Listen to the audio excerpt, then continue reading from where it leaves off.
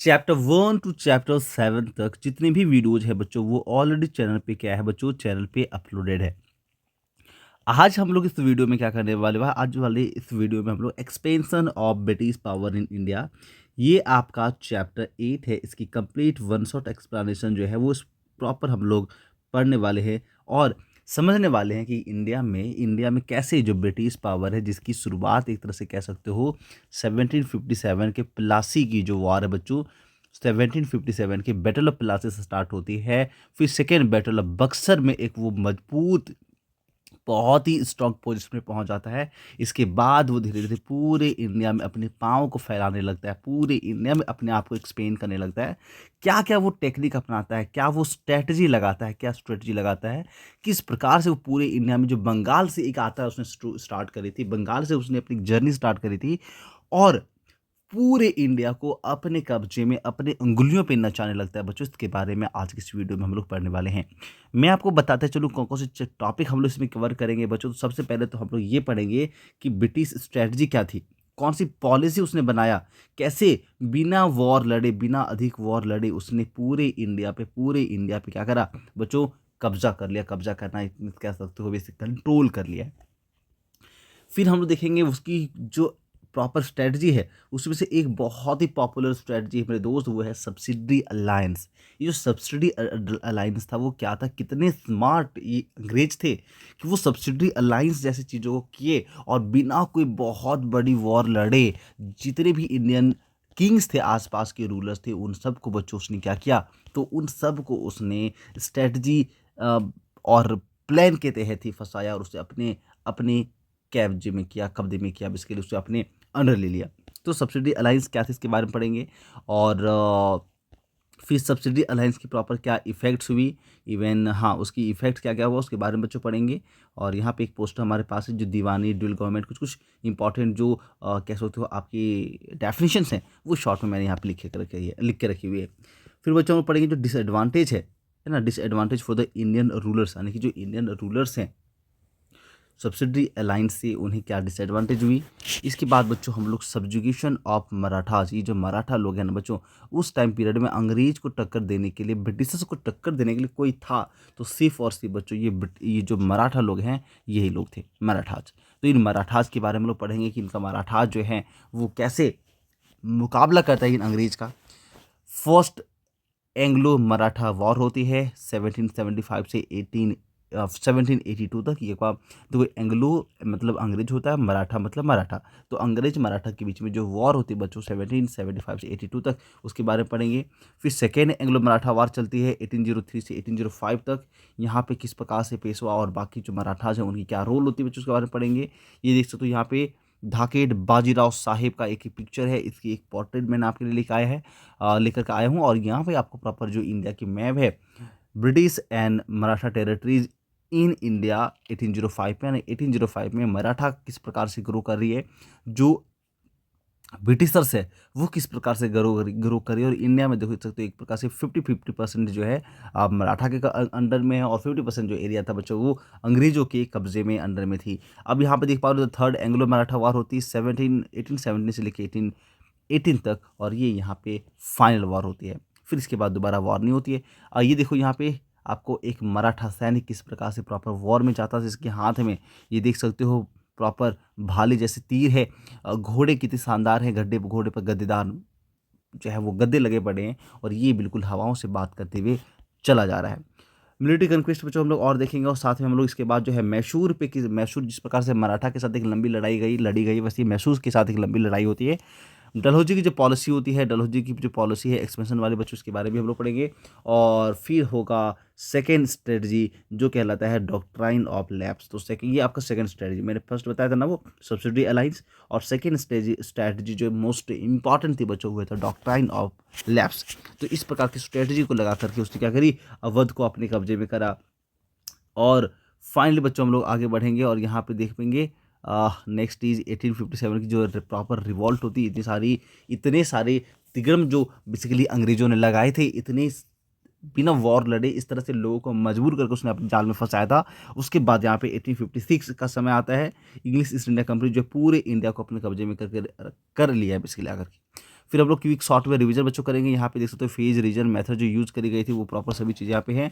Proper आपके लिए मैंने एक माइंड मैप जो है उसकी व्यवस्था करके रखी है ताकि मैं आपको डिटेल्स में और बहुत ही आसान भाषा में समझा सकूँ।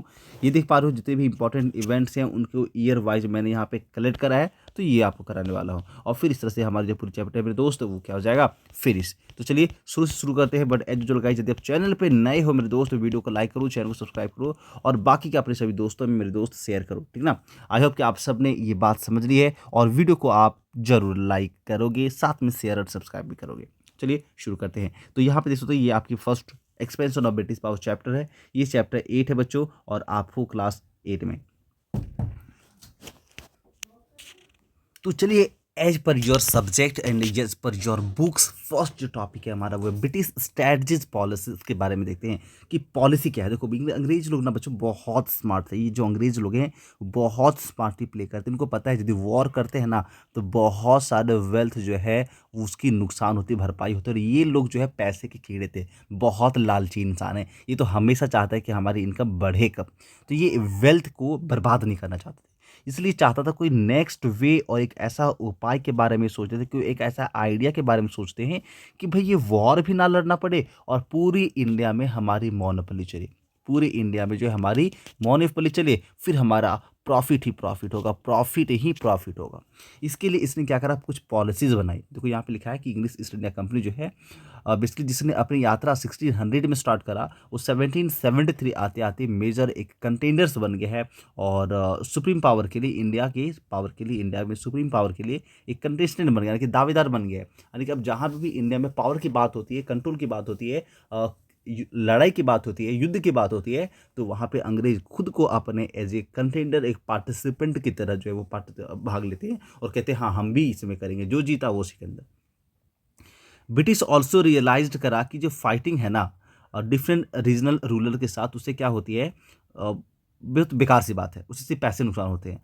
वार जो है वो बहुत एक्सपेंसिव होता है और इससे क्या है sewer strain on the British resources, और जो हमारे रिसोर्सेज है उसमें उसमें क्या होता है तो कमी पहुंचाता है। इसलिए क्यों ना बिना फाइट लड़े, अवॉइड फाइटिंग वार्स, और जो ब्रिटिश है वो चाहता था कि स्ट्रेटजी पॉलिसी बनाई जाए जिससे क्या करें जाए वॉर को एलिमिनेट करें और जो हमारे राइवल्स है उसे भी एलिमिनेट करें one by one and establish all India empire. और भाई पूरे इंडिया में सिर्फ अपना ही जलवा हो, अपना ही जलवा हो, जहाँ देखो जलवा ही जलवा हो, ये बात करती, इस तरह की चीज़ें सोचती है।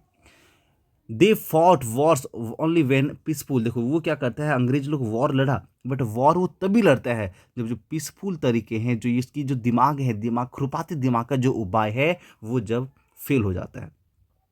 Thus British policy of expanding power in India was based on two pronged strategy. तो इंडिया में इसकी जो है अपनी जो इसने पावर को एक्सपेंड करा है वो दो मेन स्ट्रेटजीज के बेसिस पे करी है। पहली स्ट्रेटजी होती है पीसफुल एनेक्सेशन। हम लोग क्या करेंगे, शांति से राजा के पास जाने हैं, किंग के पास जाना है शांति से, और फिर उन्हें कहना है उस राजा के पास जाकर के बच्चों उनसे क्या करनी है, उनके किंगडम की कंट्रोल अपने हैंड में लेने की बात करनी है, पीसफुल एनेक्सेशन करनी है। दूसरा, जब राजा ना माने तो मिलिट्री कन्क्वेस्ट करो, चलो ठीक है, नहीं मानोगे तो अल्टीमेटली लड़ाई कर लेते हैं। The British annexed some territories under the pretext of the also annexed some territories under the pretext of। तो ये एक तीसरी स्ट्रेटजी हो जाती है बच्चों, और वो पता क्या था, ये बहाना लगाता है मेल एडमिनिस्ट्रेशन का और मिस गवर्नमेंट का, यानी कि मिस गवर्नमेंट का बहाना लगा करके इसने कुछ कुछ टेरिटरीज को अपने अपने अंडर में, ब्रिटिश अपने अंडर में ले लेता है। तो यहाँ से हमारे सामने बच्चों तीन स्ट्रैटेजी जो है ब्रिटिश पीपल की वो हमें देखने को मिलती है। और ये तीन स्ट्रैटेजी हमारे सामने क्या क्या होती है फिर से बताओ। पहली जो स्ट्रैटेजी वो क्या था, सब्सिडरी अलायंस है ना। पहली जो बच्चों ये बेसिकली इसने स्ट्रैटेजी बनाई वो क्या था, सब्सिडियरी अलायंस ना, ये सब्सिडी अलायंस बनाता है। दूसरा इसने क्या करा, डॉक्ट्राइन ऑफ लैप्स पॉलिसी बनाई, डॉक्ट्राइन ऑफ लैप्स पॉलिसी बनाई। और थर्ड इसने मेल एडमिनिस्ट्रेशन का, यानी कि एडमिनिस्ट्रेशन अच्छा काम नहीं कर रहा, आप किंगडम को संभाल नहीं पा रहे हो, ये बहाना बना करके उसने क्या करी, पूरे आसपास के जो किंगडम है उसे अपने अंडर लेने का प्रयास किया। और फोर्थ जो है कभी कभार तो वॉर लड़ी जाती है, क्योंकि हमने मराठा वॉर के बारे में भी अभी देखा बच्चों, इसके बारे में हमें पढ़नी है, मराठा वॉर के बारे में पढ़नी है और मैसूर वॉर के बारे में बच्चों हम लोग यहाँ पे पढ़नी है। ये तो 2 महत्वपूर्ण और इंपॉर्टेंट वॉर होती है, बड़ी-बड़ी, बाकी छोटी-मोटी छिटपुट ऐसी होती रहती है और अंग्रेज उसे जो है बिल्कुल ईज़िली मसल देता है, ठीक है? आइए, तो सबसे पहले जो फर्स्ट हमारा बच्चों सब्सिडी अलायंस पॉलिसी, इसके बारे में पढ़ते हैं आखिर ये क्या था। तो सब्सिडी अलायंस के बारे में बच्चों आपको याद रखनी है, ये जो अलायंस है एक सिस्टम था जिसे बेसिकली इंट्रोड्यूस करी गई थी लॉर्ड वेलेस्ली के द्वारा। आप बोले सो ये लॉर्ड वेलेस्ली कौन है? तो लॉर्ड वेलेस्ली गवर्नर जनरल था अंग्रेजों की तरफ से फ्रॉम 1797 अंटिल 1805। तो बेसिकली ये जो है वो करीब 7 to 8 ईयर्स के लिए यहाँ पे गवर्नर जनरल होता है। कौन है ये सब्सिडी अलायंस देने वाला गवर्नर जनरल? तो जो नाम याद रखनी है, लॉर्ड वेलेस्ली। टू सब्जुगेट, और ये क्या करते हैं, subjugate Indian powers without the cost and brother of war, यानी कि सॉरी बॉर्डर ऑफ वॉर, ये ब्रदर नहीं, इट्स बॉर्डर। तो बिना इंडियन पावर के साथ वॉर करे कैसे उनकी टेरिटरी को अपने कब्जे में करी जाए, उनकी टेरिटरी को अपने कब्जे में करा जाए, इसके लिए यहाँ पे सब्सिडरी अलायंस जो चीज़ें हैं वो इंट्रोड्यूस करी जाती है लॉर्ड वेलेस्ली के द्वारा। और लॉर्ड वेलेस्ली जो है 1797 से लेकर के 1805 तक के लिए इंडिया का गवर्नर जनरल होता है। इसे आप बच्चों कहीं पे इंपॉर्टेंट लाइन देकर के इसे नोट कर लो। और इस पॉलिसी के अंदर क्या होता था कि क्या बहाना बनाता बच्चों, किस प्रकार से ये प्लान और बुद्धि लगाई, सो देखो कितने स्मार्ट है, सो समझना। एनी इंडियन रूलर जिनके सिक्योरिटी थ्रेटेन है, यानी कि जो भी राजा को किसी दूसरे प्रॉपर राजा के साथ कोई समस्या है, कैसे तो कोई टेंशन है, तो ये क्या करता है, उनको इनकरेज करता है लड़ने के लिए। And help from an enter into an alliance, और हेल्प करता है उन्हें लड़ने में और उसके साथ ही जा मिलता है। प्रॉमिस करता है कि हम आपको प्रोटेक्ट करेंगे फ्रॉम एक्सटर्नल अटैक, कोई दूसरा किंगडम की जो किंग है बच्चों वो आप पर अटैक नहीं करेंगे, इस बात की वो प्रॉमिस करता है, क्योंकि इसके पास एक बड़ी सेना है। तो ये अपनी सेना के बल पे क्या करता है, टेरिटरी को अपने अंडर में करने के लिए कहता है उससे कि भाई मैं क्या करूँगा, जैसे मान लो ये किंगडम है, तो इस किंगडम को कोई बाहर से अटैक ना करे, इसके लिए जो है प्रॉपर ब्रिटिश आर्मी है वो आपकी हेल्प करेगी आपको मेंटेन करने में। बाहर से आपको कोई लड़ाई टेंशन वगैरह नहीं होगा, आप मज़े से चलाओ। बस आपको इसके बदले में क्या करना होगा, तो जो हमारी आर्मी है वो आपके यहाँ वर्क करेगी, उसको सैलरी देनी पड़ेगी। क्या देनी पड़ेगी?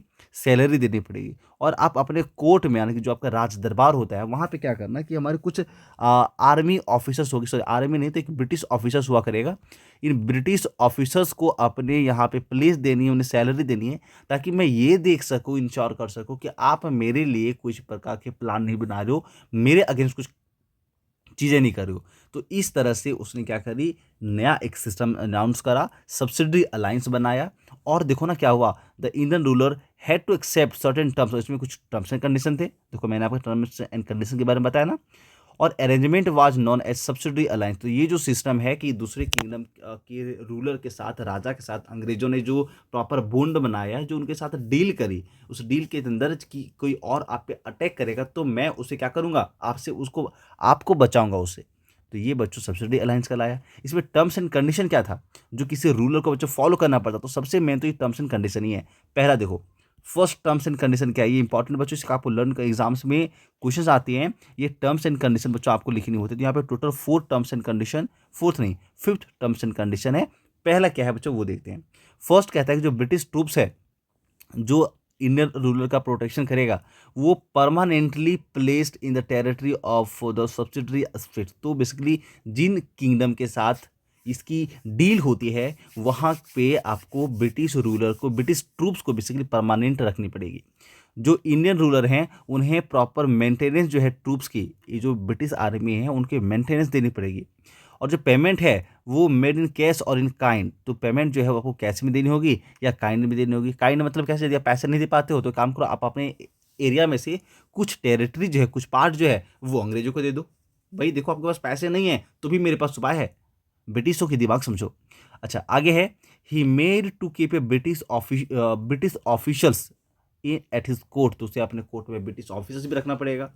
ही can not employ any Europeans except the British, और साथ में यदि आपने मेरे साथ डील करी है ब्रिटिश के साथ, मीन्स ईस्ट इंडिया कंपनी के साथ, तो आप किसी और दूसरे यूरोपियन कंपनी के जो स्टाफ्स हैं या फिर कह सकते हो ऑफिसर्स हैं उनको आप अपॉइंट नहीं कर सकते हो इन सर्विस, और dismiss those who were already there, और यदि कोई इसके बाद इसके पहले भी कोई हैं जो ब्रिटिश पीपल, कोई कह सकते हो यूरोपियन पीपल जो है वो आपके यहाँ वर्क कर रहे हैं एज ए स्टाफ, तो आपको उन्हें क्या करनी पड़ेगी, तो डिसमिस करनी पड़ेगी।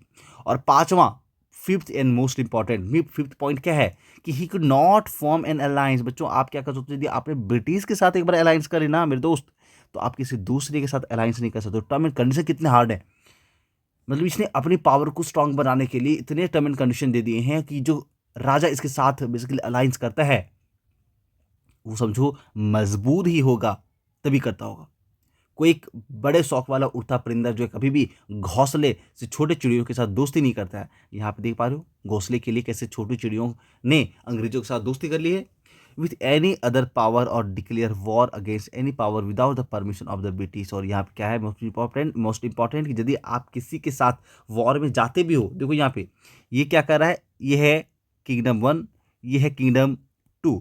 यदि किंगडम 1 को बेसिकली कभी मूड करता भी है कि 2 के साथ हमें वॉर करनी है, तो आप बिना ब्रिटिश को बताए आप वॉर नहीं करोगे, ठीक है।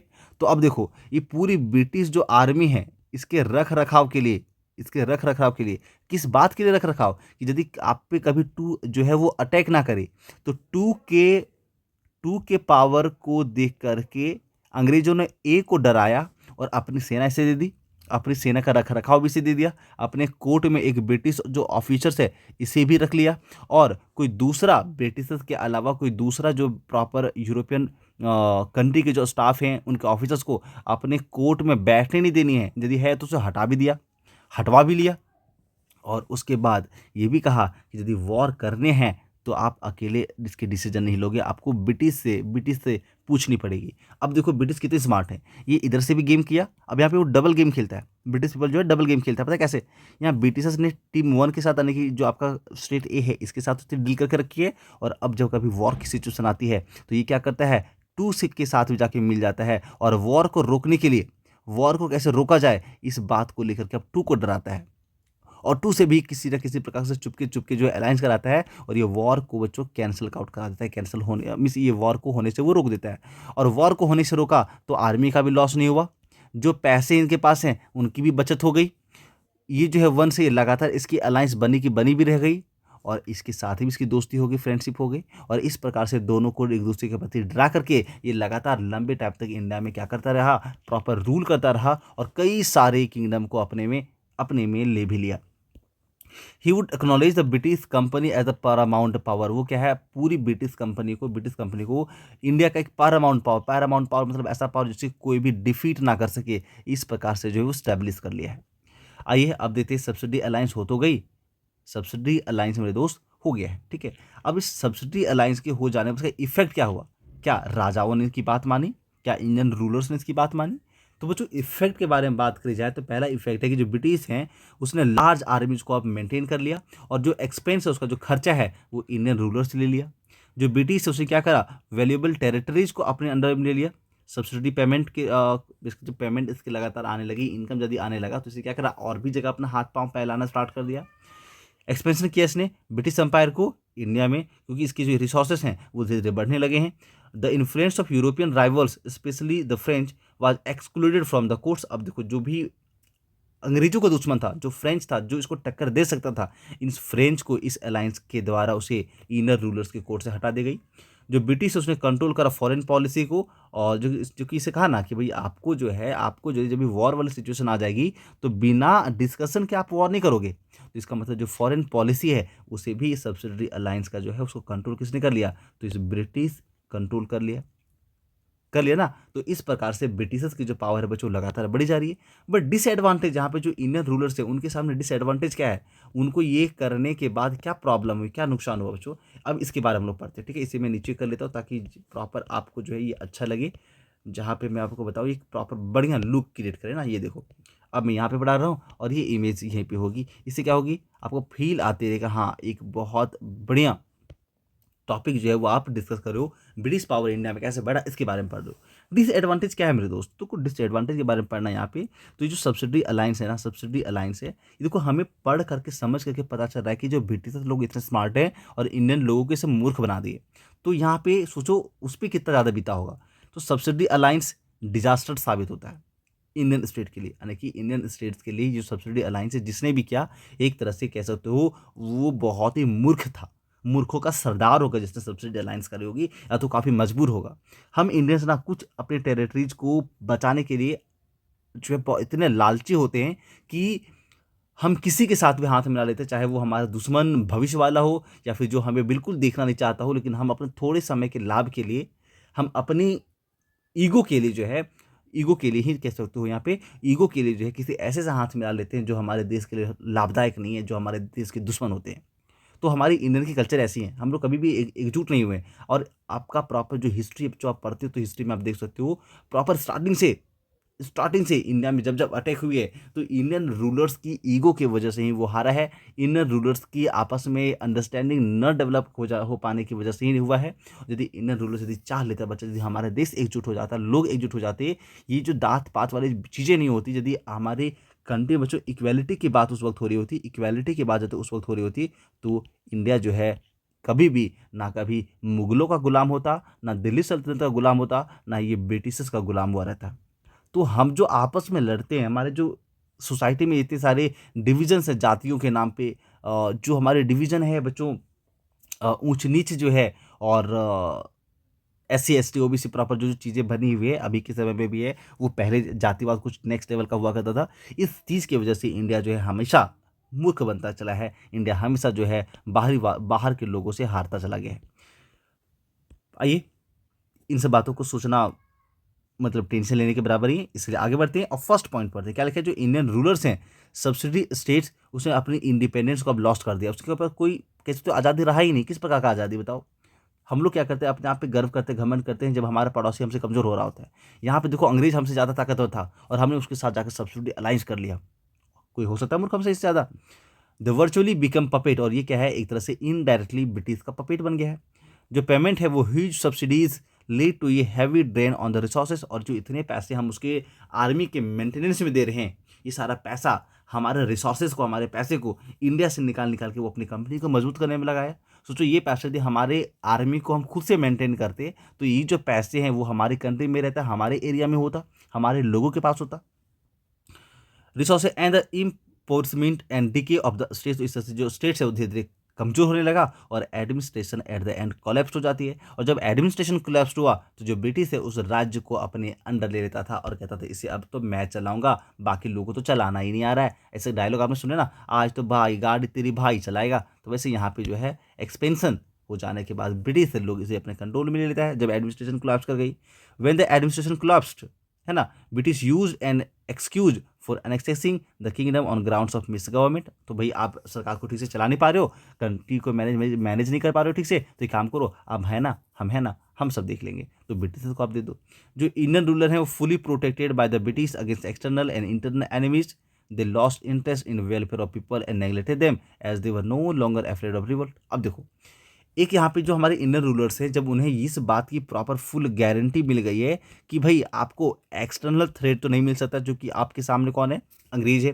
तो अंग्रेज से कोई भिड़ने की बात नहीं करेगा, क्योंकि पैरामाउंट बन गया, पैरामाउंट पावर अब इंडिया में बन गया है।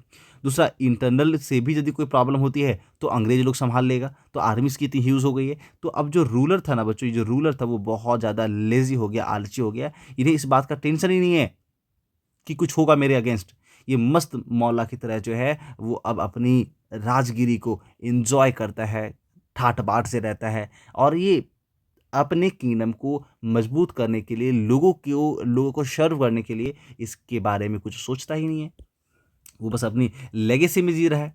पीपल सफर्ड अनटोल्ड माइजरीज, लोगों के जीवन में बहुत दुख हैं under irresponsible and oppressive ruler. तो जो इस प्रकार के रूलर जो इरिस्पॉन्सिबल है अपने कंट्री के लिए, अपने लोगों के लिए, उसके मन में जरा सा भी दया भाव नहीं है, तो ऐसे रूलर जो है ज़्यादा दिन तक टिकते नहीं है।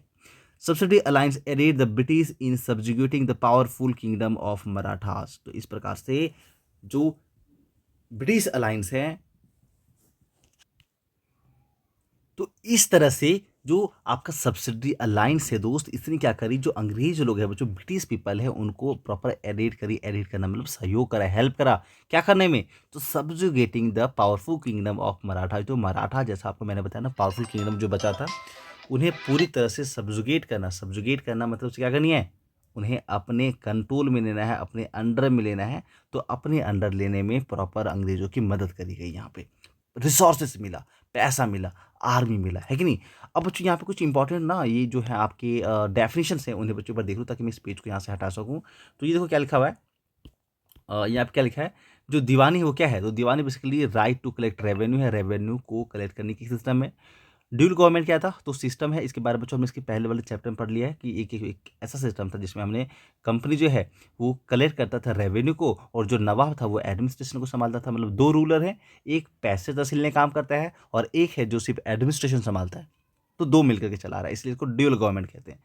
थर्ड, एनेक्सेशन क्या होती है? तो कंट्रोल को अपने, टेकिंग कंट्रोल ऑफ टेरिटरी, किसी भी टेरिटरी को अपने कंट्रोल में लेना, ये एनेक्सेशन कहलाता है। तो यहाँ पे जो अंग्रेज है वो क्या कर रहा है, इंडियन के डिफरेंट डिफरेंट जो रीजन्स हैं, जो टेरिटरीज हैं, उन्हें एनेक्स्ट कर रहा है। सब्सिडी अलायंस में क्या होती है कि ऐसा सिस्टम जो इनडायरेक्ट ब्रिटिश कंट्रोल में पहुंच जाए, इत्यादि कह सकते हो आपको, एक ऐसी डील जिसमें ब्रिटिश जो है वो आपके साथ क्या कर रही है, एक एक तरफा डील कर ले रही है, पूरे टेरिटरी को जो है उसमें कह सकते हो एक तरह से कंट्रोल कर रही है, एक्सटर्नल अफेयर को संभाल रही है। और डॉक्ट्राइन ऑफ लैप्स क्या था? ये भी एक सिस्टम है। इसमें क्या है, annexation policy without natural heir. यदि किसी राजा के पास कोई अपना बेटा नहीं है, यानी कि कोई नेचुरल उसका उत्तराधिकारी नहीं है जो प्रॉपर राजपाट को संभाल सके, तो अंग्रेज क्या करता था, उसे अपने अंडर में ले लेता था। तो ये जो पॉलिसी है बच्चों, इसे हम लोग डॉक्ट्राइन ऑफ लैप्स कहते हैं। इसके बारे में हम लोग इसके आगे पढ़ेंगे। अभी हम लोग सब्सिडी अलायंस पढ़ रहे हैं, ठीक है।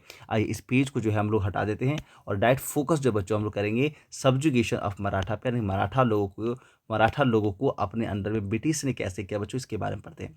चलिए शुरू करते हैं। नेक्स्ट टॉपिक बच्चों हमारा है, यहाँ पे देख सकते हो, सब्जुगेशन ऑफ द मराठाज, यानी कि मराठा लोगों को बेसिकली अंग्रेजों ने कैसे मूर्ख बनाया। अब मूर्ख नहीं बनाया, उसके साथ ये जो मराठा लोग हैं ना बहुत पावरफुल थे, और वो है बहुत ही शान के साथ अंग्रेजों से फाइट करता है, अंग्रेजों से लड़ता है, क्योंकि उस वक्त ब्रिटिशर्स के सामने जो सबसे बड़ी चैलेंज थी वो मराठा ही था। मैंने आपको इसके पहले स्टार्टिंग बताया था कि जो प्रॉपर एक 50% एरियाज़ है वहाँ पे हम लोग देख पा रहे थे कि जो मराठा लोग हैं वो पूरे एरिया को, इंडिया को रूल कर रहा होता था। तो यहाँ पे मराठाओं के सामने में एक बहुत बड़ी तबाही मची है अंग्रेजों के जीवन में, सॉरी अंग्रेजों नहीं, मराठाओं के जीवन में। तो मराठाओं के जीवन में एक बहुत बड़ी तबाही तब आती है जब थर्ड बैटल ऑफ पानीपत 1761 में हो जाती है। ये मराठाओं के लिए एक टर्निंग पॉइंट होता है और साथ साथ इंडियन हिस्ट्री में भी ये टर्निंग पॉइंट है।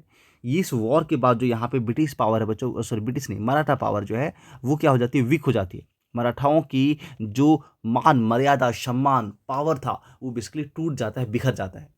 ये जो वॉर है, उस वॉर में मराठाओं ने क्या करा था, किसके साथ मिल लिया था, तो ये अहमद शाह अब्दाली से मिला था। ये जो है वो जो अफगान रूलर था, और उसके साथ लड़ने के बाद क्या हुआ, ये जो अहमद शाह अब्दाली है वो बहुत ही डिजास्टर था, उसे पूरे कंट्री को नुकसान पहुंचाया, लूट पाट करी, और जो भी धन दौलत पैसे वेल्थ ये मराठाओं के पास है उन्हें खोखला करके वो चला गया। It left India drain and fragment, इसने इंडिया को कई सारे पार्ट्स में तोड़ा और इंडिया में कई महीनों तक रुक करके पूरी इंडिया में जहाँ जहाँ जिस मंदिर में, जिस किंगडम में जितने भी पैसे धन दौलत खजाना था, उन सारे हीरे मोती खजानाओं को ये उठा पुठा करके लेकर के चला गया।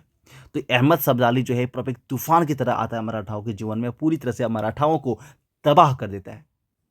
तो इसीलिए कहते हैं ये जो आपका अहमद शाह अब्दाली वाली वॉर थी मराठाओं के साथ, ये एक टर्निंग पॉइंट था बच्चों। यहाँ पे ध्यान देना बच्चों, जो मुगल था, जो अब तक प्रॉपर शाहजहां अकबर बीरबल आप मुगल जानते हो, ये 1761 में आते आते इतना कमज़ोर हो गया है कि इन्हें अहमद शाह अब्दाली से लड़ने के लिए मराठाओं से साथ मिलना पड़ा था। लेकिन समझो मराठाओं पावरफुल है, तो ये जो मराठा है वो चलो ठीक है यार तुम अपने साथ लड़ लेना, तो मुगल को उसने अपने साथ मिला लिया था। और ये जो थर्ड बैटल ऑफ पानीपत हुई उसमें अहमद शाह अब्दाली विनर होता है, और छोटी सी चूक की वजह से मराठा यहाँ पे हार जाते हैं।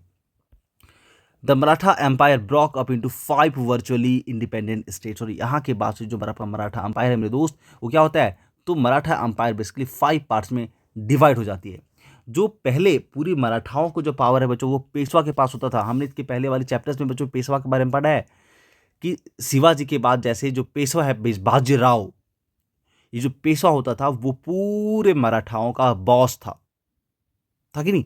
लेकिन अब जो है former head of Maratha empire है डिक्लीन, ये जो मराठा है वो धीरे धीरे डिक्लीन कर रहा है। 4 other centre of Maratha power were Gaikwad family, ये जो गायकवाड़ फैमिली बच्चों कहाँ पे, बड़ौदा गुजरात का है। भोंसले फैमिली ये नागपुर बिरार का है। सिंधियास फैमिली ये ग्वालियर में है। And Holkar of Indore, 4 family बचे हुए हैं। अदर 4 सेंटर बच्चे। Maratha was under the Peshwa who was based in Poona. जो मराठा है बच्चों वो पेशवा के अंदर था। पेशवा कहाँ रहता था बच्चों? पूना में रहता था। और ये जो 5 पार्ट्स में डिवाइड हो गया है मेरे दोस्त, तो मराठा अब यहाँ एक नहीं रह गया है। जो पेशवा है बच्चों वो पूना में रह के रूल कर रहा है। मराठा पेशवा जो है वो पूना में, कहाँ पे?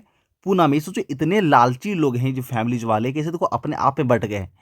ये जो लोग हैं वो बट गए हैं अपने आप में, कुछ लोगों की ईगो की वजह से कि रूलर तो बच्चा हम ही बनेंगे, किंगडम टेरिटरी तो हम चलाएंगे। तो कुछ चंद पैसों के लिए हम इतने लालची हो जाते हैं कि हमें अपना भविष्य नहीं दिख रहा होता है, हम अपने फ्यूचर के बारे में नहीं सोचते हैं, हम किस जगह पे इंडिया को लेकर जा रहे हैं, अपने अपने लोगों को लेकर जा रहे हैं, इसके बारे में सोचते नहीं है। तो यहाँ पे मराठा जो है 5 पार्ट्स में डिवाइड हो जाता है।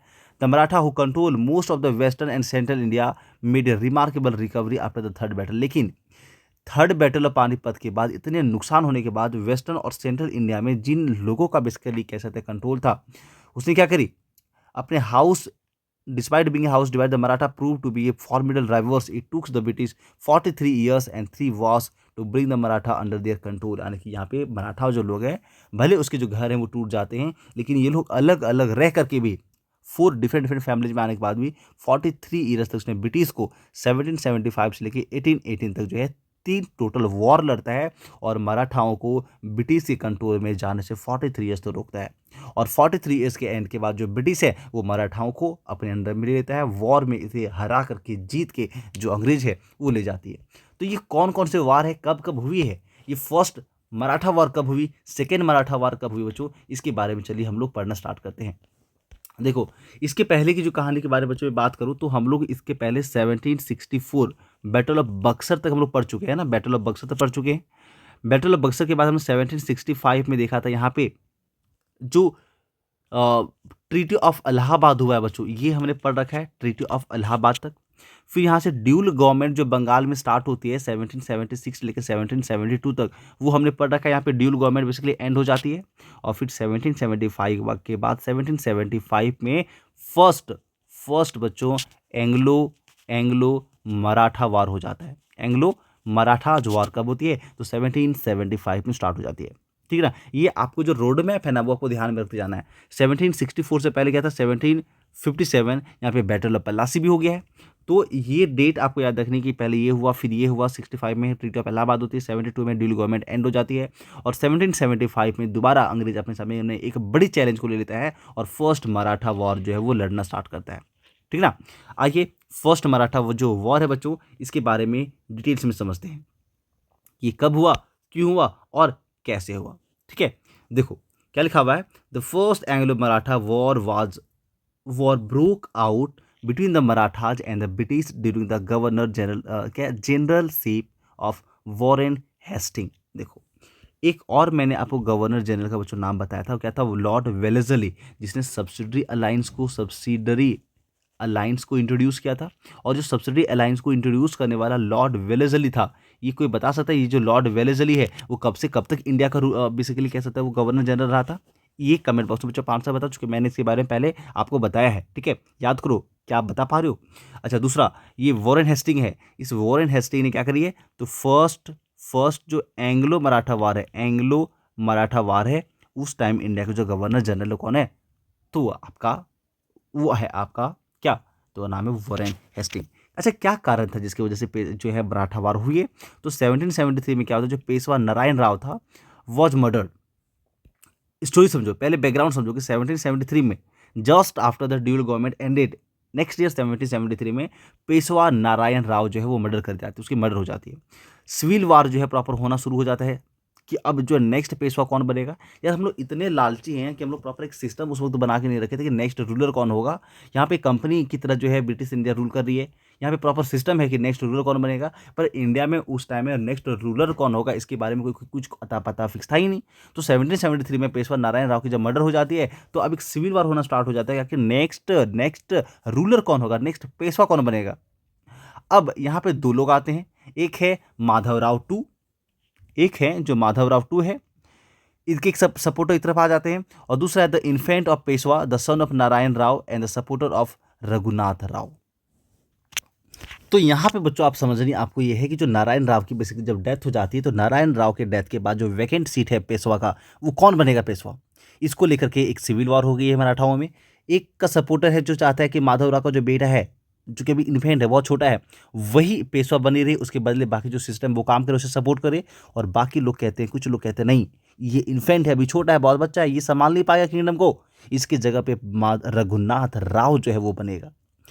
तो अब क्या हो रहा है, कुछ लोग हैं जो जिनको रघुनाथ राव से प्रॉब्लम है, वो क्या कर रहे हैं, इन्फेंट माधव राव को सपोर्ट कर रहे हैं। और कुछ जिनको नारायण राव जो पेशवा था उनसे प्यार था, वो भी माधव राव को सपोर्ट कर रहे हैं। और कुछ लोग हैं वो चाहते हैं रघुनाथ राव जो है एक अच्छा पेशवा बन सकता है, इन्हें बनानी चाहिए।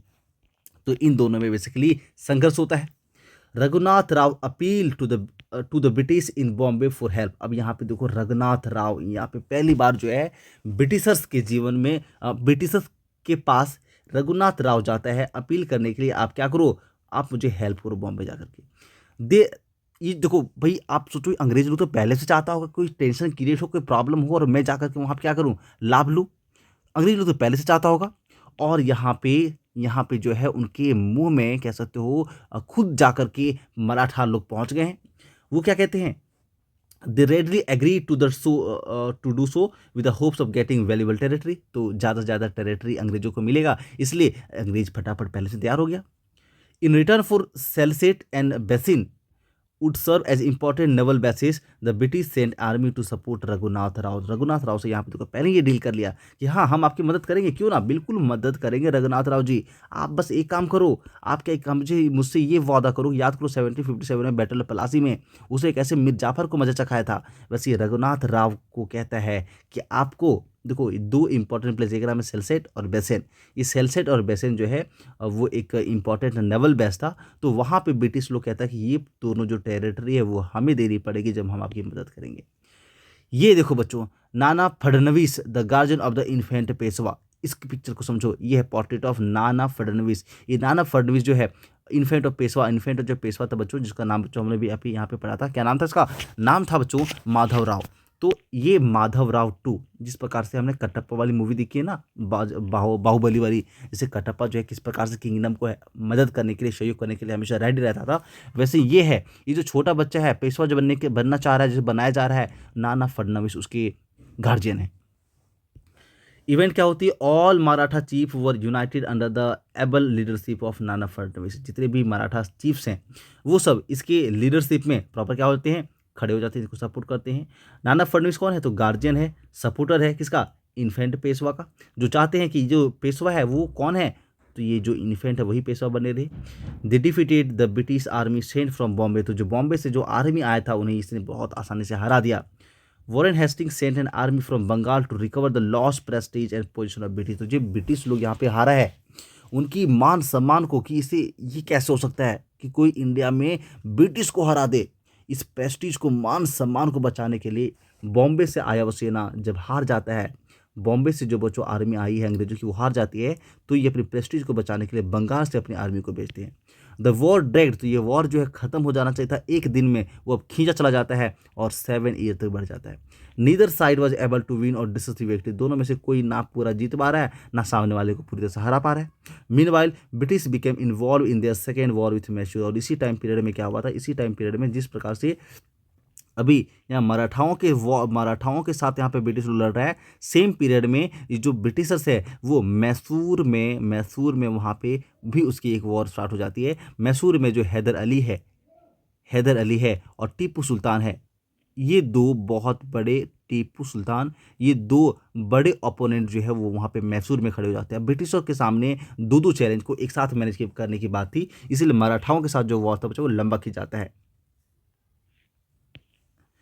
रिजल्ट क्या हुआ, तो जो Maratha war was brought to an end by the treaty of Salbai in 1782। तो यहाँ पे अंग्रेज लोग जो है क्या कहते हैं, जब देखता है वॉर लंबा चला जा रहा है, एक साथ दो जगह कैसे मैनेज करेंगे, तो ब्रिटिशर्स पीपल क्या करते हैं, फर्स्ट जो एंग्लो मराठा वॉर है बच्चों, वो ट्रीटी, ये आपके लिए मोस्ट इंपॉर्टेंट होने वाले से नोट कर लो, treaty of Salbai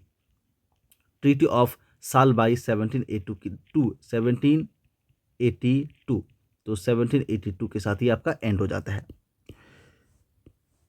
the British acknowledged Madhavrao to the Peshwa and were allowed to retain Salsette. यहाँ पे बच्चों क्या होती है, जो ब्रिटिशर्स है इस वॉर से बेसिकली इस ट्रीटी में वो एक्नॉलेज करता है, जो माधवराव टू है उसे पेशवा मान लेता है कि हाँ अब जो पेशवा है वो कौन है, तो माधवराव टू ही होगा।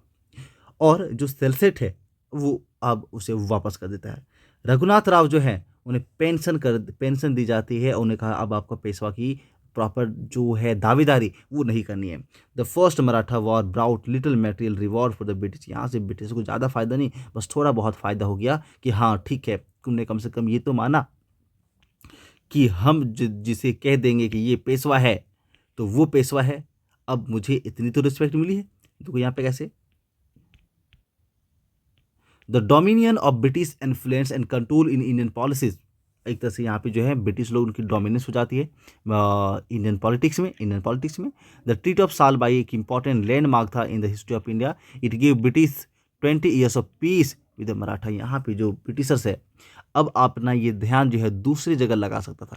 इसके 20 साल के लिए ब्रिटिशर्स को प्रॉपर टाइम पीरियड मिल जाता है अपने आप को और भी ज़्यादा स्ट्रॉन्ग बनाने के लिए, अपने आप को और ज़्यादा स्ट्रॉन्ग बनाने के लिए, और साथ ही साथ अपनी जो प्रॉपर अटेंशन है वो शिफ्ट करने के लिए दूसरी जगह अपना ध्यान लगाने के लिए टाइम मिल जाती है।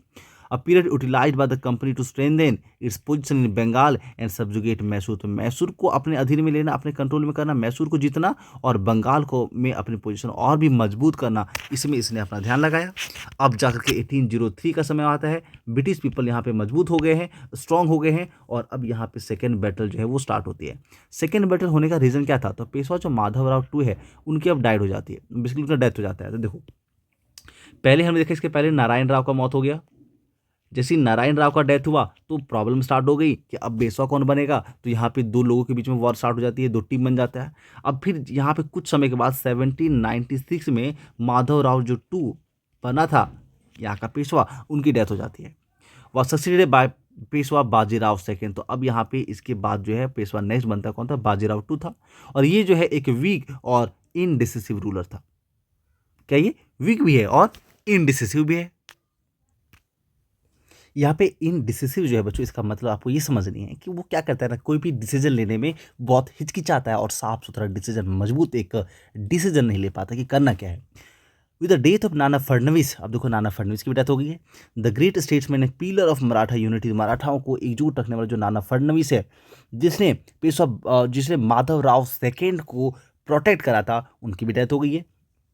The Maratha chief were consumed by conflicting ambitions and mutual rivalries. Nana Phadnavis की डेथ होना और उसके साथ ही जो यहाँ पे म्यूचुअल राइवलरीज है वो होने लगती है। और नाना फडणवीस एक इकलौते ऐसे इंसान थे जो एक पिलर की तरह काम कर रहे थे, पूरे मराठाओं को, जितने भी मराठाज फैमिली थे उनको यूनाइट रख रहे थे। लेकिन इसकी डेथ के साथ ही बच्चों क्या हो जाती है, यहाँ पे एक डेंजरस डेवलपमेंट हो जाती है, क्योंकि जो ब्रिटिश है वो तो पहले से अपनी जो एग्रेसिव पॉलिसी है उसमें और ज़्यादा सुधार कर लेता है। मतलब जितना वो एग्रेसिव था अपने किंगडम को एक्सपेंड करने के लिए, इन मराठाओं की सिचुएशन को देखने के बाद इनकी भूख और बढ़ जाती है इंपेरियलिज्म की। इंपेरियलिज्म मतलब अपने टेरिटरी को एक्सपेंड करने की जो प्रॉपर प्रोसेस है वो। लैक ऑफ यूनिटी को देखते हुए जो मराठा चीफ है उसने क्या कर, वहाँ उसके बीच में पावर स्ट्रगल जब हो जाता है तो ये दोनों जो काम है, पहला मराठा चीफ्स के बीच में जो पावर स्ट्रगल स्टार्ट हो गई है, एक तरह से मराठाओं का डिक्लाइन होना यहाँ से स्टार्ट हो जाता है। मराठाओं के लिए बहुत बिल्कुल अभी अच्छी नहीं थी टू बी देयर अनडूइंग, उसके किस लिए ये बात बिल्कुल भी अच्छी नहीं थी कि वो लोग आपस में भिड़े, जब एक ब्रिटिशर्स फॉरेनर्स जो पूरे इंडिया में अपना पाँव पसार रहा है वो आपके सामने तैयार बैठा है। आप थोड़ी सी गलती करोगे वो आप पे अटैक करेगा, पूरी मराठाओं को अपने अंदर में ले लेगा। लेकिन इसके बाद भी यहाँ पे जो मराठा फैमिलीज हैं वो आपस में लड़ रही थी, वो लोग इस घमंड में जी रहा था कि उन्हें तो कोई डिफीट कर ही नहीं सकता, मराठा वो लोग बहुत पावरफुल है। तो जब भी बच्चों हमें में घमंड आ जाती है, जब हमें जो है हमारे अंदर ना एक ईगो आ जाती है कि भाई जो है हम ही हैं, we are powerful, we are everything, तभी बच्चों आपके जीवन में जो डिक्लीन है वो स्टार्ट हो जाती है। कभी भी घमंड इसलिए हमें कभी नहीं करनी चाहिए। Blind to the real danger, देखो जो रियल डेंजर है, हम लोग कहाँ लड़ रहे छोटे मोटे बातों पे, आखिर जो नेक्स्ट पेशवा कौन होगा, भाई जो बन रहा है उसे सपोर्ट करो, उसकी ईमानदारी से बनने दो। और जो बन गया है उसे भी अपना घमंड जो है नहीं प्रदर्शित करनी चाहिए। उन्हें ये नहीं प्रदर्शित करना चाहिए देखो मैं कितना जो है वो आन बान शान के साथ अपना जीवन जी रहा हूँ। उन्हें भी सामने वालों की रिस्पेक्ट करनी चाहिए। तो ये बात जो है हमारे लोगों में जरा सा भी नहीं। जो कोई कुछ ऊंचे पद पे पहुंच जाते हैं वो अपने आप को भगवान समझने लगते हैं, दूसरों को बेइज्जत करने लगते हैं, सामने वालों को जरा सा भी रिस्पेक्ट नहीं करते। तो जब आप सामने वाले की रिस्पेक्ट नहीं करोगे, जब उन्हें मौका मिलेगा फिर वो आपको सपोर्ट नहीं करेंगे। वही यहाँ पे होता है, जो फॉरेनर्स थे वो हमारे सामने खड़े हैं लेकिन हम जो है आपस में लड़ रहे हैं। मराठा चीफ क्या frittered away their energies in the फिस्ट struggle to control the Peshwa. ये लोग अपनी जो पावर है, स्ट्रगल है, अपने जो पैसे हैं, वो नेक्स्ट पेशवा कौन होगा इस बात पे लड़े जा रहे हैं। And establish their influence at Poona, कि पूना में देखो देखो एक्चुअली क्या था ना, जो पेशवा था, पेशवा क्या होता था कि जितने भी मराठा फैमिली थे उन सबको कंट्रोल करता था। तो नेक्स्ट पेशवा कौन होगा जो सभी को कंट्रोल करे, ये चीज़ पे वो लोग अपना एनर्जी खर्च कर रहे हैं। सब चाहता है कि मैं बनूंगा, यहाँ से बनेगा, वहाँ से बनेगा, और इस बात के लिए आपस में सब भिड़ रहे हैं। और इन्हीं की वजह से क्या कर रहे हैं, वो अंग्रेजों को अंडरस्टिमेट कर रहे हैं। 1802 का समय आता है। पेशवा बाजीराव टू जो है basically supported by Scindia, Scindias family. देखो पेशवा बाजीराव टू है, नाम बच्चों याद रखो, पेशवा बाजीराव टू है। इन्हें सपोर्ट कौन कर रहा है बच्चों, तो इन्हें सपोर्ट मिल रही है सिंधियाज फैमिली से। किनसे मिल रही है, सिंधियाज फैमिली से। और supported by Scindias were defeated by Holkar. और इसको ये सिंधियाज फैमिली बाजीराव टू को सपोर्ट कर रहे हैं, लेकिन जो होलकर लोग हैं ये इसके अगेंस्ट हैं, और होलकर फैमिली ने इसे क्या कर दिया, तो हरा दिया, डिफीट कर दिया। क्या कर दिया, डिफीट कर दिया। छोटे मोटे वार हुई, उसमें इसकी हार हो जाती है।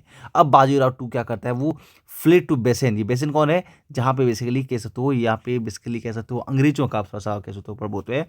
वो बेसिन भाग जाता है, और वहाँ पे वो क्या करता है, साइन करता है subsidiary treaty at the price for British protection and support. तो ब्रिटिश से ये सपोर्ट मांगने के लिए वो कहाँ भाग जाता है, बेसेन भाग जाता है। और वहां पे चुपचाप ही क्या करता है, एक ट्रीटी साइन कर लेता है। कौन सी, वही सब्सिडरी ट्रीटी है, सब्सिडरी अलायंस वाली। और अब क्या होता है, उसे वहां से स्कॉट करके बैक टू पूना लाया जाता है बाय ब्रिटिश सोल्जर। तो ब्रिटिश सोल्जर जो है इनके साथ डील करने के बाद, सब्सिडरी अलायंस की जो डील है बच्चों आप जानती हो कैसी है, तो सब्सिडरी अलायंस डील करके वो वापस पूना आता है। लॉर्ड जो वेलेस्ली है, जो गवर्नर जनरल है, उसने क्या करी, assume that all other Maratha, पीछे लगा लॉर्ड वेलेस्ली को लगा कि जितने भी मराठाज फैमिलीज हैं, चाहे वो होलकर हो, सिंधिया हो, बाकी अदर जो भी हैं, वो सब क्या करेंगे, ऑटोमेटिकली अंग्रेजों की जो टर्म एंड कंडीशन है सब्सिडी अलायंस की, उसे मान लेंगे।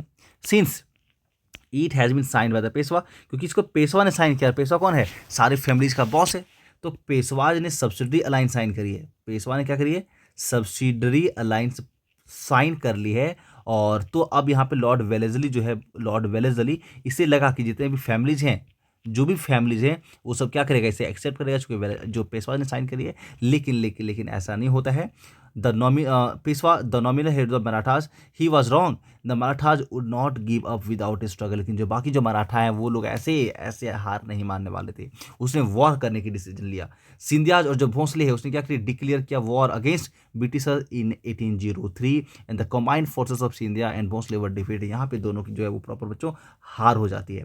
तो आप देख पा रहे हो प्रॉपर स्टोरी को समझना कि सिंधिया और जो भोंसले है उसने क्या करी, वॉर करना, ब्रिटिश के साथ वॉर करना स्टार्ट कर दी। 1803 में उसने ये जो सब्सिडरी अलायंस है, सब्सिडरी अलायंस जो कि पेशवा ने साइन करी है, उसे मानने से इनकार करा और तुरंत एक्शन लिया। 1803 में वॉर कर दी। रिजल्ट ये निकला, दोनों फैमिलीज की हार हो जाती है और उन्हें भी बाद में जो सब्सिडरी अलायंस है बच्चों इसे एक्सेप्ट करना पड़ता है। ये लोग सरेंडर कर देते हैं और साथ ही साथ जो टेरिटरी और एक्नॉलेज है वो भी ब्रिटिश के हाथों चला जाता है।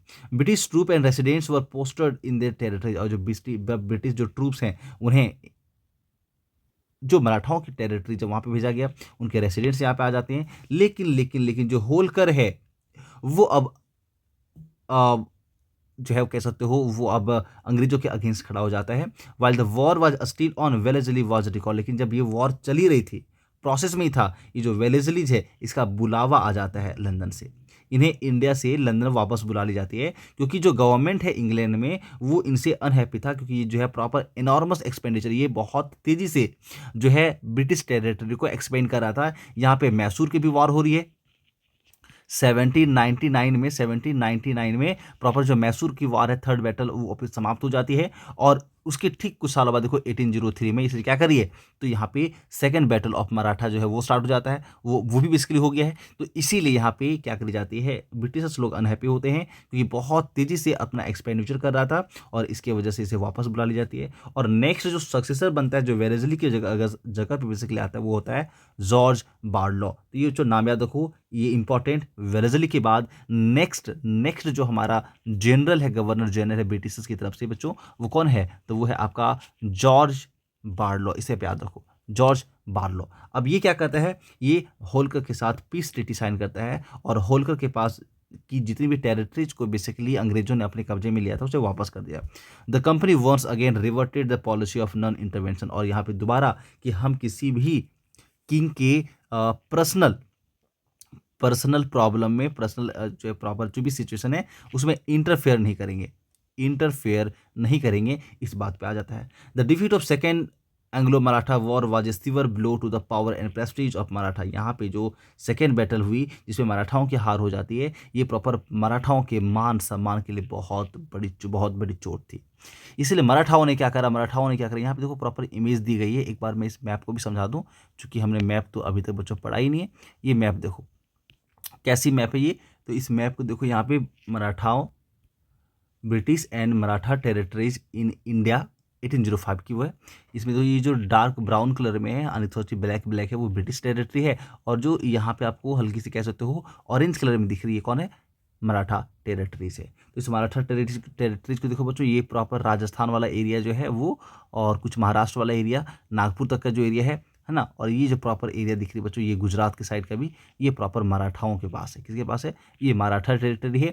यहाँ पे बच्चों पूना आपको देखनी है, क्योंकि पूना में पेशवा होता है, और पेशवा क्या कर रहा है, पूरे मराठा आर्मी के ऊपर, पूरी जो मराठा एम्पायर है बच्चे उसे मैनेज करते हैं। यहाँ पे देखो गुजरात दिख रही है, ये इंदौर में सिंधिया फैमिली है, यहाँ नागपुर में पुणे है, ठीक है, ये मालवा है, यहाँ पे आपका मराठा टेरिटरीज राजपुताना यहाँ पे है, ठीक है। तो ये चीज़ है। उसी प्रकार से यहाँ पे देखो ब्रिटिश में भी पटना, पूरा बिहार जो है, बंगाल जो है वो आ गया है। अवध को छोड़ करके यहाँ पे देखो आगरा वाला जो रीजन है वो है ना, कलकत्ता है, और ये प्रॉपर जो रीजन है मैसूर के आसपास का, और यहाँ पे देख पा रहे हो ये प्रॉपर जो मैसूर है उसे तो अंग्रेजों ने अपने कब्जे में ले लिया है। तो ये जो रीजन है मेरे दोस्त, ये जो रीजन था यहाँ पे वो किसके अंडर है, तो ये रीजन पूरा, और यहाँ पे पूरा बंगाल, बिहार, थोड़ी पूरी आगरा, उत्तर प्रदेश के आसपास का ये जो रीजन है बच्चों वो किसके पास है, तो ब्रिटिश के पास है। चलिए आगे बढ़ते हैं, नेक्स्ट देखते हैं थर्ड बैटल क्यों हो जाती है। तो बच्चों देखो सेकेंड बैटल में जो बेसिकली मराठाओं की हार होती है, तो मराठाओं की जो हार हो गई ना, तो मराठा इससे जो है उन्हें अपने आप में बहुत ज़्यादा कह सकते हो गुस्सा आ रहा था कि यार हम लोग हार कैसे गए। ये इसकी प्रेस्टीज के लिए, मान सम्मान के लिए, इज्जत के लिए एक बहुत बड़ी चोट थी। इसीलिए पेशवा बाजीराव टू जो है वो क्या करा, began to resent the stilling, क्या लिखा बच्चों, हाँ, stifling and rigid control of British resident. बच्चों इसको देखना ध्यान से, ये सेकेंड के बाद थर्ड जो बैटल है वो होता है हमारा 1817 से 1818 के बीच में। और जो पेशवा बाजीराव टू है वो क्या कर देता है, यहाँ पे जो पेशवा बाजीराव सेकेंड था ना, जो कि अंग्रेजों की सपोर्ट से पेशवा बना हुआ था, वो जब उसने सब्सिडरी अलायंस साइन करी उसके बाद जो ब्रिटिश रेसिडेंट वो उनके यहाँ पे पहुंच गया, और ब्रिटिश लोग जो है उन पर अब रिगीड कंट्रोल करने लगा, बहुत हार्ड कंट्रोल करने लगा है, और he was completely at the mercy of British. और यहाँ पे वो जो कुछ भी कर पा रहा था वो प्रॉपर ब्रिटिश लोगों से सलाह मशवरा कर कर ही लेना पड़ रहा था। यानी कि यहाँ पे मराठा जो है बच्चों, पेशवा बाजीराव सेकेंड, इन्हें ये बात फील होने लगी कि इसने बहुत बड़ी गलती करी है, इसने प्रॉपर अपनी जो इंडिपेंडेंस है वो खो दिया है, इनके पास कोई अपनी इंडिपेंडेंस नहीं रही है, क्योंकि जो भी कुछ यहाँ पे ये करता है वो ब्रिटिश लोगों से पूछ के ही करना पड़ता है, और ब्रिटिश लोग अपने मन मुताबिक करवाता है।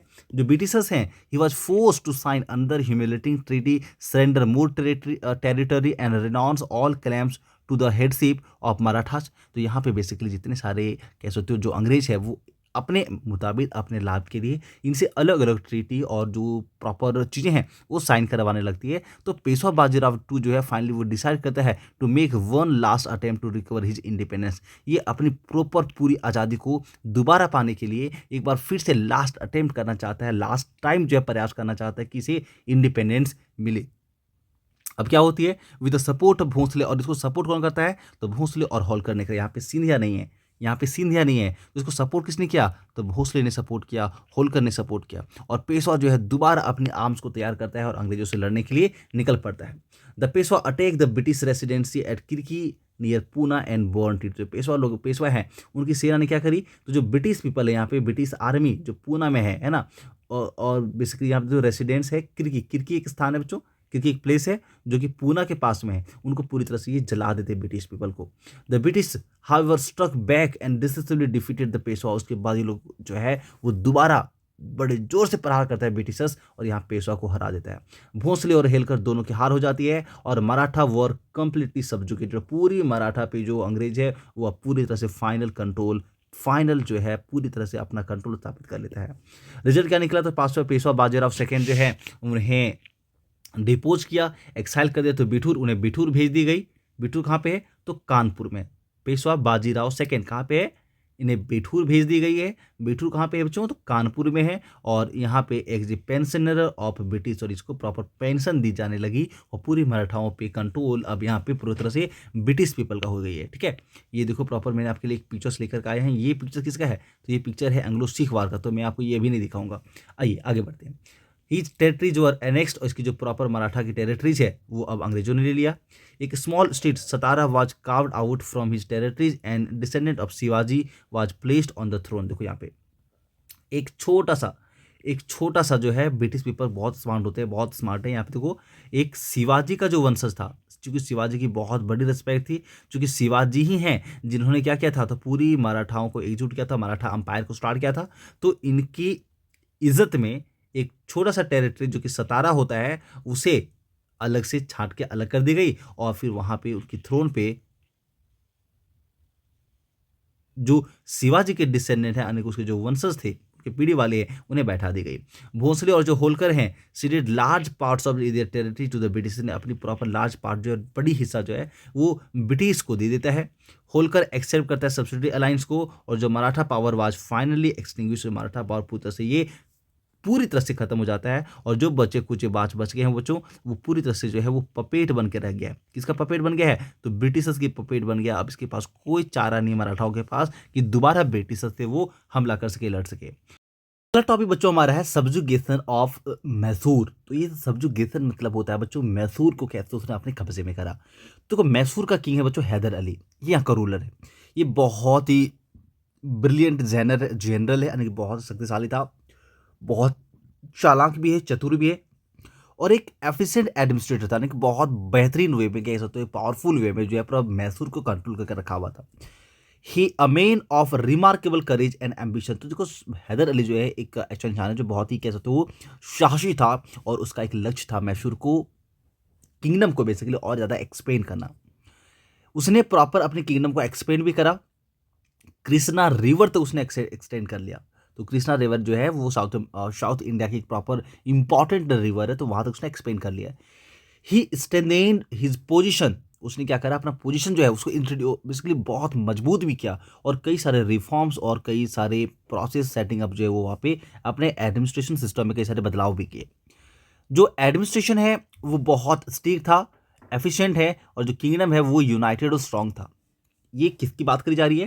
तो ये बच्चों मैसूर की बात करी जा रही है। तो मैसूर जो है एक पावरफुल किंगडम है, और यहाँ का राजा बच्चों हैदर अली है, यानी कि यहाँ का जो रूलर है वो हैदर अली है। हैदर अली पहले जो है वो जनरल हुआ करता था, फिर बाद में उसने अपनी अपनी किंगडम बना ली, जनरल था। क्या था वो? जनरल। ठीक है, और ये बहुत एफिशिएंट भी है, और कई सारे रिफॉर्म्स इसने मैसूर में करे, और इस प्रकार से उसने अपनी वहाँ पे जो पोजीशन है किंग वाली वो बहुत ही स्ट्रांग बना ली थी। लेकिन अंग्रेजों के सामने सब जीरो है, सब चूहा है। उसका पुत्र का नाम है टीपू सुल्तान। देखो यहाँ पे हैदर अली का जो पुत्र है इसका नाम है टीपू सुल्तान, और वो भी अपने पापा की तरह मतलब हैदर अली की तरह गॉड गिफ्टेड सोल्जर है। ब्रिटिश जो है वो मैसूर को एक मेजर थ्रेट, अब ये जो प्रॉपर मैसूर जो है वो ब्रिटिशर्स के लिए एक कह सकते हो थ्रेट की तरह था, और सुप्रेमेसी इन इंडिया को करने में बेसिकली यहाँ पे मैसूर जो एक थ्रेट की तरह था, और इसी as a result they fought 4 war उसके भी। इसलिए यहाँ पे मैसूर और ब्रिटिश के बीच में 4 बार लड़ाइयाँ हुई। मैसूर और ब्रिटिश के बीच में कितनी बार लड़ाइयाँ हुई बच्चों? तो 4 टाइम्स जो है प्रॉपर वार होती है। ये टाइम्स कब हुई देखो, तो फर्स्ट विथ हैदर अली देखो, पहला जो है हैदर अली के साथ हुआ और इसके बाद इसकी डेथ हो जाती है। दूसरा इसका जो पुत्र है टीपू सुल्तान उसके साथ होती है और ओवर स्पेन और 32 ईयर्स, ये लगातार जो संघर्ष है स्ट्रगल है वो 32 ईयर्स के लिए चलती है 1767 से लेकर के 99 तक। और फाइनली 99 में टीपू सुल्तान की डेथ के साथ ही मैसूर को भी अंग्रेजों ने अपने कंट्रोल में कर लिया। ठीक है, एनेक्सेशन ऑफ सिख किंगडम। अब अगला देखते हैं सिख जो किंगडम है। देखो अब यहाँ पे हमने मराठा को कंप्लीट करा, ये हमारा दूसरा मैसूर कंप्लीट हो गया और अब एनेक्सेशन होती है सिख किंगडम के साथ। तो बच्चों जिस प्रकार से हमने देखा कि इंडिया के प्रॉपर साउथ वाले पार्ट में आपका मैसूर था, फिर साउथ वेस्ट में आपका मराठा था और ये साउथ साउथ नहीं कह सकते हो, इंडिया के दिल्ली के नॉर्थ और ये वेस्ट इधर वाले रीजन में, यानी कि दिल्ली, पंजाब, चंडीगढ़ का जो रीजन बच्चों अभी प्रेजेंट टाइम में वहाँ पे सिख साम्राज्य हुआ करता था। The Sikh kingdom become a powerful independent state under the leadership of Ranjit Singh. तो महाराजा रंजीत सिंह के अंडर लीडरशिप में जो सिख किंगडम बन चुका है वो भी इंडिपेंडेंट है और पावरफुल है। लेकिन इसके डेथ के साथ ही जो कि सिख किंगडम है वहाँ पे इंटरनल स्ट्राइफ होने लगती है, जिस प्रकार से मराठाओं के जीवन में हुआ था। Power of struggle of power होना स्टार्ट हो गया है। जो ब्रिटिश है इसी का फायदा उठाता है। जब घर में लोग लड़ते हैं बाहर वाला फायदा उठाता है, हम लड़ेंगे बाहर वाला फायदा उठाएगा। तो यहाँ पे ब्रिटिश ने दोबारा एक मौका ढूंढा और उसने क्या करा, सिख के साथ 2 बार लड़ी। इस सिख के साथ जो बच्चों ब्रिटिश का वॉर है बच्चों, इसे हम लोग एंग्लो सिख वॉर कहते हैं। ये 1845 से लेकर के 1849 तक चला। ठीक है, तो बेसिकली ये बहुत बड़ी वॉर नहीं हुई यहाँ पे, मुश्किल से 4 से 5 साल होती है पूरा सिख साम्राज्य को उसने अपने कंट्रोल में ले लिया। सिख जो है बहुत ही मजबूती के साथ उसे लड़ा भी अंग्रेजों से। एंग्लो सिख वॉर जो है फाइनली खत्म हो जाता है जब लॉर्ड डलहौजी यहाँ के गवर्नर जनरल होते हैं, then governor general of India. तो बेसिकली लॉर्ड डलहौजी जो गवर्नर जनरल ऑफ इंडिया है, इस टाइम पीरियड में प्रॉपर जो एंग्लो सिख वार है वो एंड हो जाता है और पंजाब को अपने अंडर में ले लेता है। तो यहाँ पे तीसरा मीन्स एक और नेक्स्ट जो गवर्नर जनरल बच्चों को याद रखना, लॉर्ड डलहौजी। और पंजाब के क्या है एनेक्सेशन के साथ ही 1849 में conquest of India was complete. तो पूरी इंडिया जो है अब अंग्रेजों के कब्जे में आ चुका है। इंडिया का जो कन्क्वेस्ट का सपना था अंग्रेजों का वो पूरा हो गया है। India now consider British India province. India proper जो है वो ब्रिटिश इंडिया कहा जाने लगा, चूंकि ये अब वहाँ पे डायरेक्ट रूल में है। द सबऑर्डिनेट स्टेट्स, जैसे कि कुछ स्टेट्स है जो कि अवध थे, वो इनडायरेक्ट कंट्रोल में था अंग्रेजों का। और डलहौजी जो है उसने डिसाइड किया था, decided to bring the subordinate states under direct British rule. तो ये जो सब ऑर्डिनेट स्टेट्स है, यानी कि जहाँ पे प्रॉपर कह सकते हो इन डायरेक्ट रूल था बच्चों, जैसे कि अवध में है, सतारा में था, तो इन डायरेक्ट रूल है अंग्रेजों का। अब डलहौजी ने डिसाइड किया कि इन्हें भी डायरेक्ट ब्रिटिश रूल में लाया जाए। अब हम लोग पढ़ेंगे डलहौजी ने कौन सी पॉलिसी अपनाया अपने एक्सपेंशन के लिए। जो भी बचे हुए इंडिया में इनडायरेक्ट स्टेट्स थे उन्हें डलहौजी ने अपने अंदर में कैसे लिया। तो जो लॉर्ड डलहौजी, देखो ये लॉर्ड बच्चों पता है क्या होता है, लॉर्ड ना ये जो है सोचो अंग्रेजों ने अपने आप को यहाँ पे कितनी पोजीशन बना लिया है। लॉर्ड मतलब पता है हम लोग क्या कहते हैं, गॉड को लॉर्ड कहते हैं ना, लॉर्ड गणेशा, लॉर्ड महादेवा। तो जो गॉड है उसे हम लोग लॉर्ड कहते हैं, पर अंग्रेजों ने अपनी रिस्पेक्ट इस प्रकार से बनाई है कि डलहौजी के सामने हम लोग लॉर्ड लगा रहे हैं। जितने भी गवर्नर जनरल हुए सबके सामने लॉर्ड लगाते हैं। ये लॉर्ड कहने लायक तो ऐसे थे नहीं, चूंकि हमारे लिए कौन सा काम का कौन सा फायदा, क्या ही किया हम लोगों के लिए, उल्टा तो शासन ही किया और गरीबी में ही हमें रखा। तो ये जो डलहौजी है वो 1848 से 1856 तक, यानी कि 1848 से 1856 तक जब आपका पंजाब वाली वॉर हो रही थी तब सिंध के साथ, और दूसरा कह सकते हो इसके जस्ट बाद जो है 1857 की जो रिवॉल्ट है बच्चों वो हमें देखने को मिलती है। तो यहाँ पे ये क्या कहते हैं, बहुत सारे मेथड्स अपनाते हैं और फाइनल स्टेज देते हैं अपने काम को। और ये क्या करता है, एम्पायर बिल्डिंग, इंडिया को प्रॉपर एक एम्पायर के रूप में और जिसका रूलर ब्रिटिश है उस प्रकार से करने का प्रयास किया। कौन कौन से मेथड्स ने करी, द मेथड्स वर एडॉप्टेड वर, देखो ये थोड़ी सी यहाँ पे ये जो प्रॉपर पेज है थोड़ी सी डिस्टर्ब्ड है, बट क्या ही कर सकते हैं, अब तो मैनेज करनी पड़ेगी इसी में बच्चों आपको। तो पंजाब के साथ डलहौजी के आने के बाद पंजाब की वॉर हुआ, डॉक्ट्राइन ऑफ लैप्स लगाया गया, जिससे सतारा, झांसी और नागपुर ये 3 जो इंडिपेंडेंट और इनडायरेक्ट स्टेट था जहाँ पे अंग्रेजों का कंट्रोल बहुत कम था, उनको पहले तो अंग्रेजों ने डायरेक्ट कंट्रोल में लिया, एनेक्सेशन किया किसका, grounds of male administration, Awadh का जो है एनेक्सेशन किया, और रीज़न दिया कि यहाँ पे जो एडमिनिस्ट्रेशन है वो यहाँ के जो प्रॉपर नवाब हैं वो बढ़िया से नहीं चला रहे। आइए आगे बढ़ते हैं। डॉक्ट्राइन ऑफ लैप्स पॉलिसी जो है वो डलहौजी के द्वारा स्टार्ट करी गई है। जिस प्रकार से हमने देखा था वहाँ पे सब्सिडी अलायंस जो है वेलेजली के द्वारा शुरू करी गई थी, वैसे डॉक्ट्राइन ऑफ लैप्स जो है लॉर्ड डलहौजी ने स्टार्ट करी है। तो ये देखो आपका लॉर्ड डलहौजी है। ये डॉक्ट्रिन ऑफ लैप्स में ये जो है पीसफुल बिना वॉर की सबऑर्डिनेट इंडियन स्टेट के साथ जो है वो एक प्रस्ताव रखते हैं कि आप अपने अपने जो किंगडम है वो ब्रिटिश रूल में दे दो, ब्रिटिश रूल के हवाले कर दो।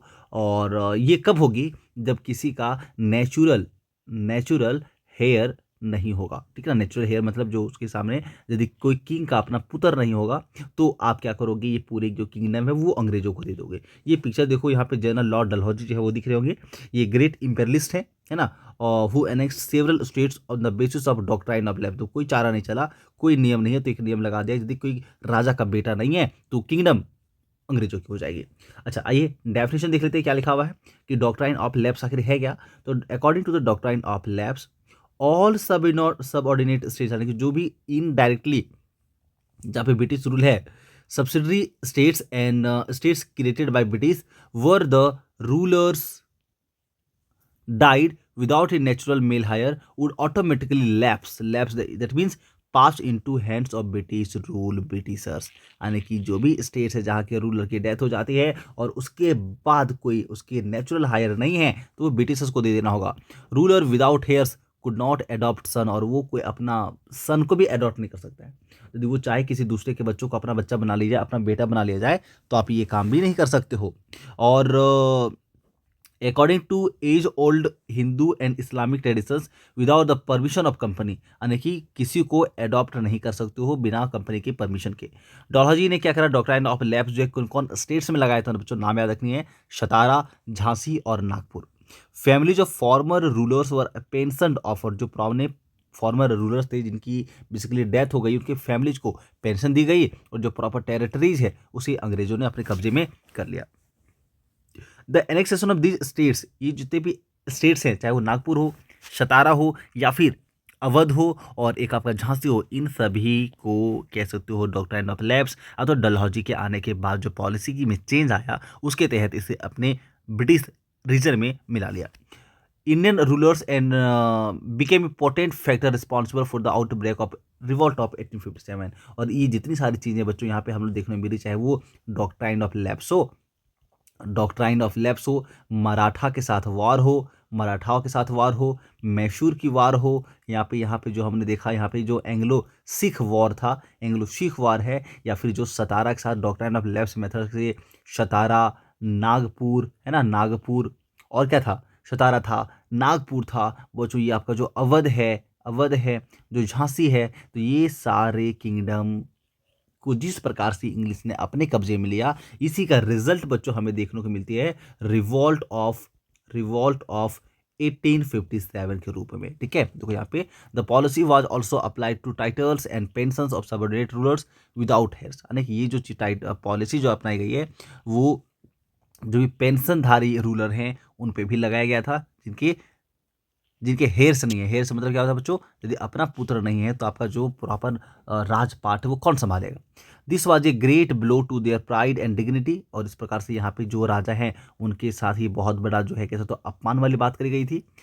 Adaptive son of Peshwa Bajirao, देखो पेशवा जो बाजीराव है इसका भी अपना कोई पुत्र नहीं है। ये कौन है बच्चों, तो मराठाओं का लास्ट पेशवा कौन है, पेशवा बाजीराव सेकंड, और इसका दत्तक पुत्र यानी कि जो गोद लिया वो बेटा कौन है, नाना साहब है। और नाना साहेब को उसने अंग्रेजों ने अपना कैसा तो इसका उत्तराधिकार मानने से, सन मानने से मना कर देता है, इसको पेंशन भी देना बंद कर देता है।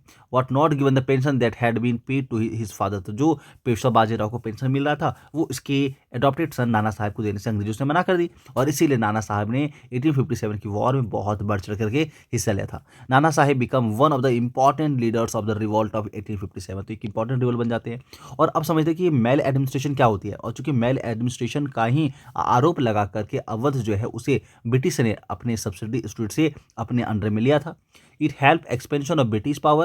Policies such as created a lot of resentment against the British तो ये आपको समझना है, मेल एडमिनिस्ट्रेशन मतलब क्या है, डलहौजी के द्वारा स्टार्ट करी गई एक सिस्टम है, जिसमें यदि उनको लगेगा कि आप सही से सिस्टम में मीन्स कह सकते हो राज्य को अच्छे से नहीं चला रहे हो, तो अंग्रेज उसे अपने कब्जे में कर लेता था।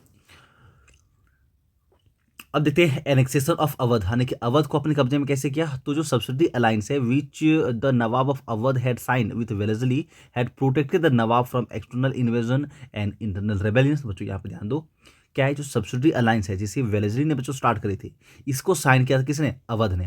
तो अब अवध को सब्सिडी अलायंस के अकॉर्डिंग प्रोटेक्शन मिल गई है, ना ही यहाँ पे एक्सटर्नल इन्वेजन हो सकता है, ना ही इंटरनल रेबेलियन हो सकता है, जो कुछ होगा वो अंग्रेज मैनेज करेगा।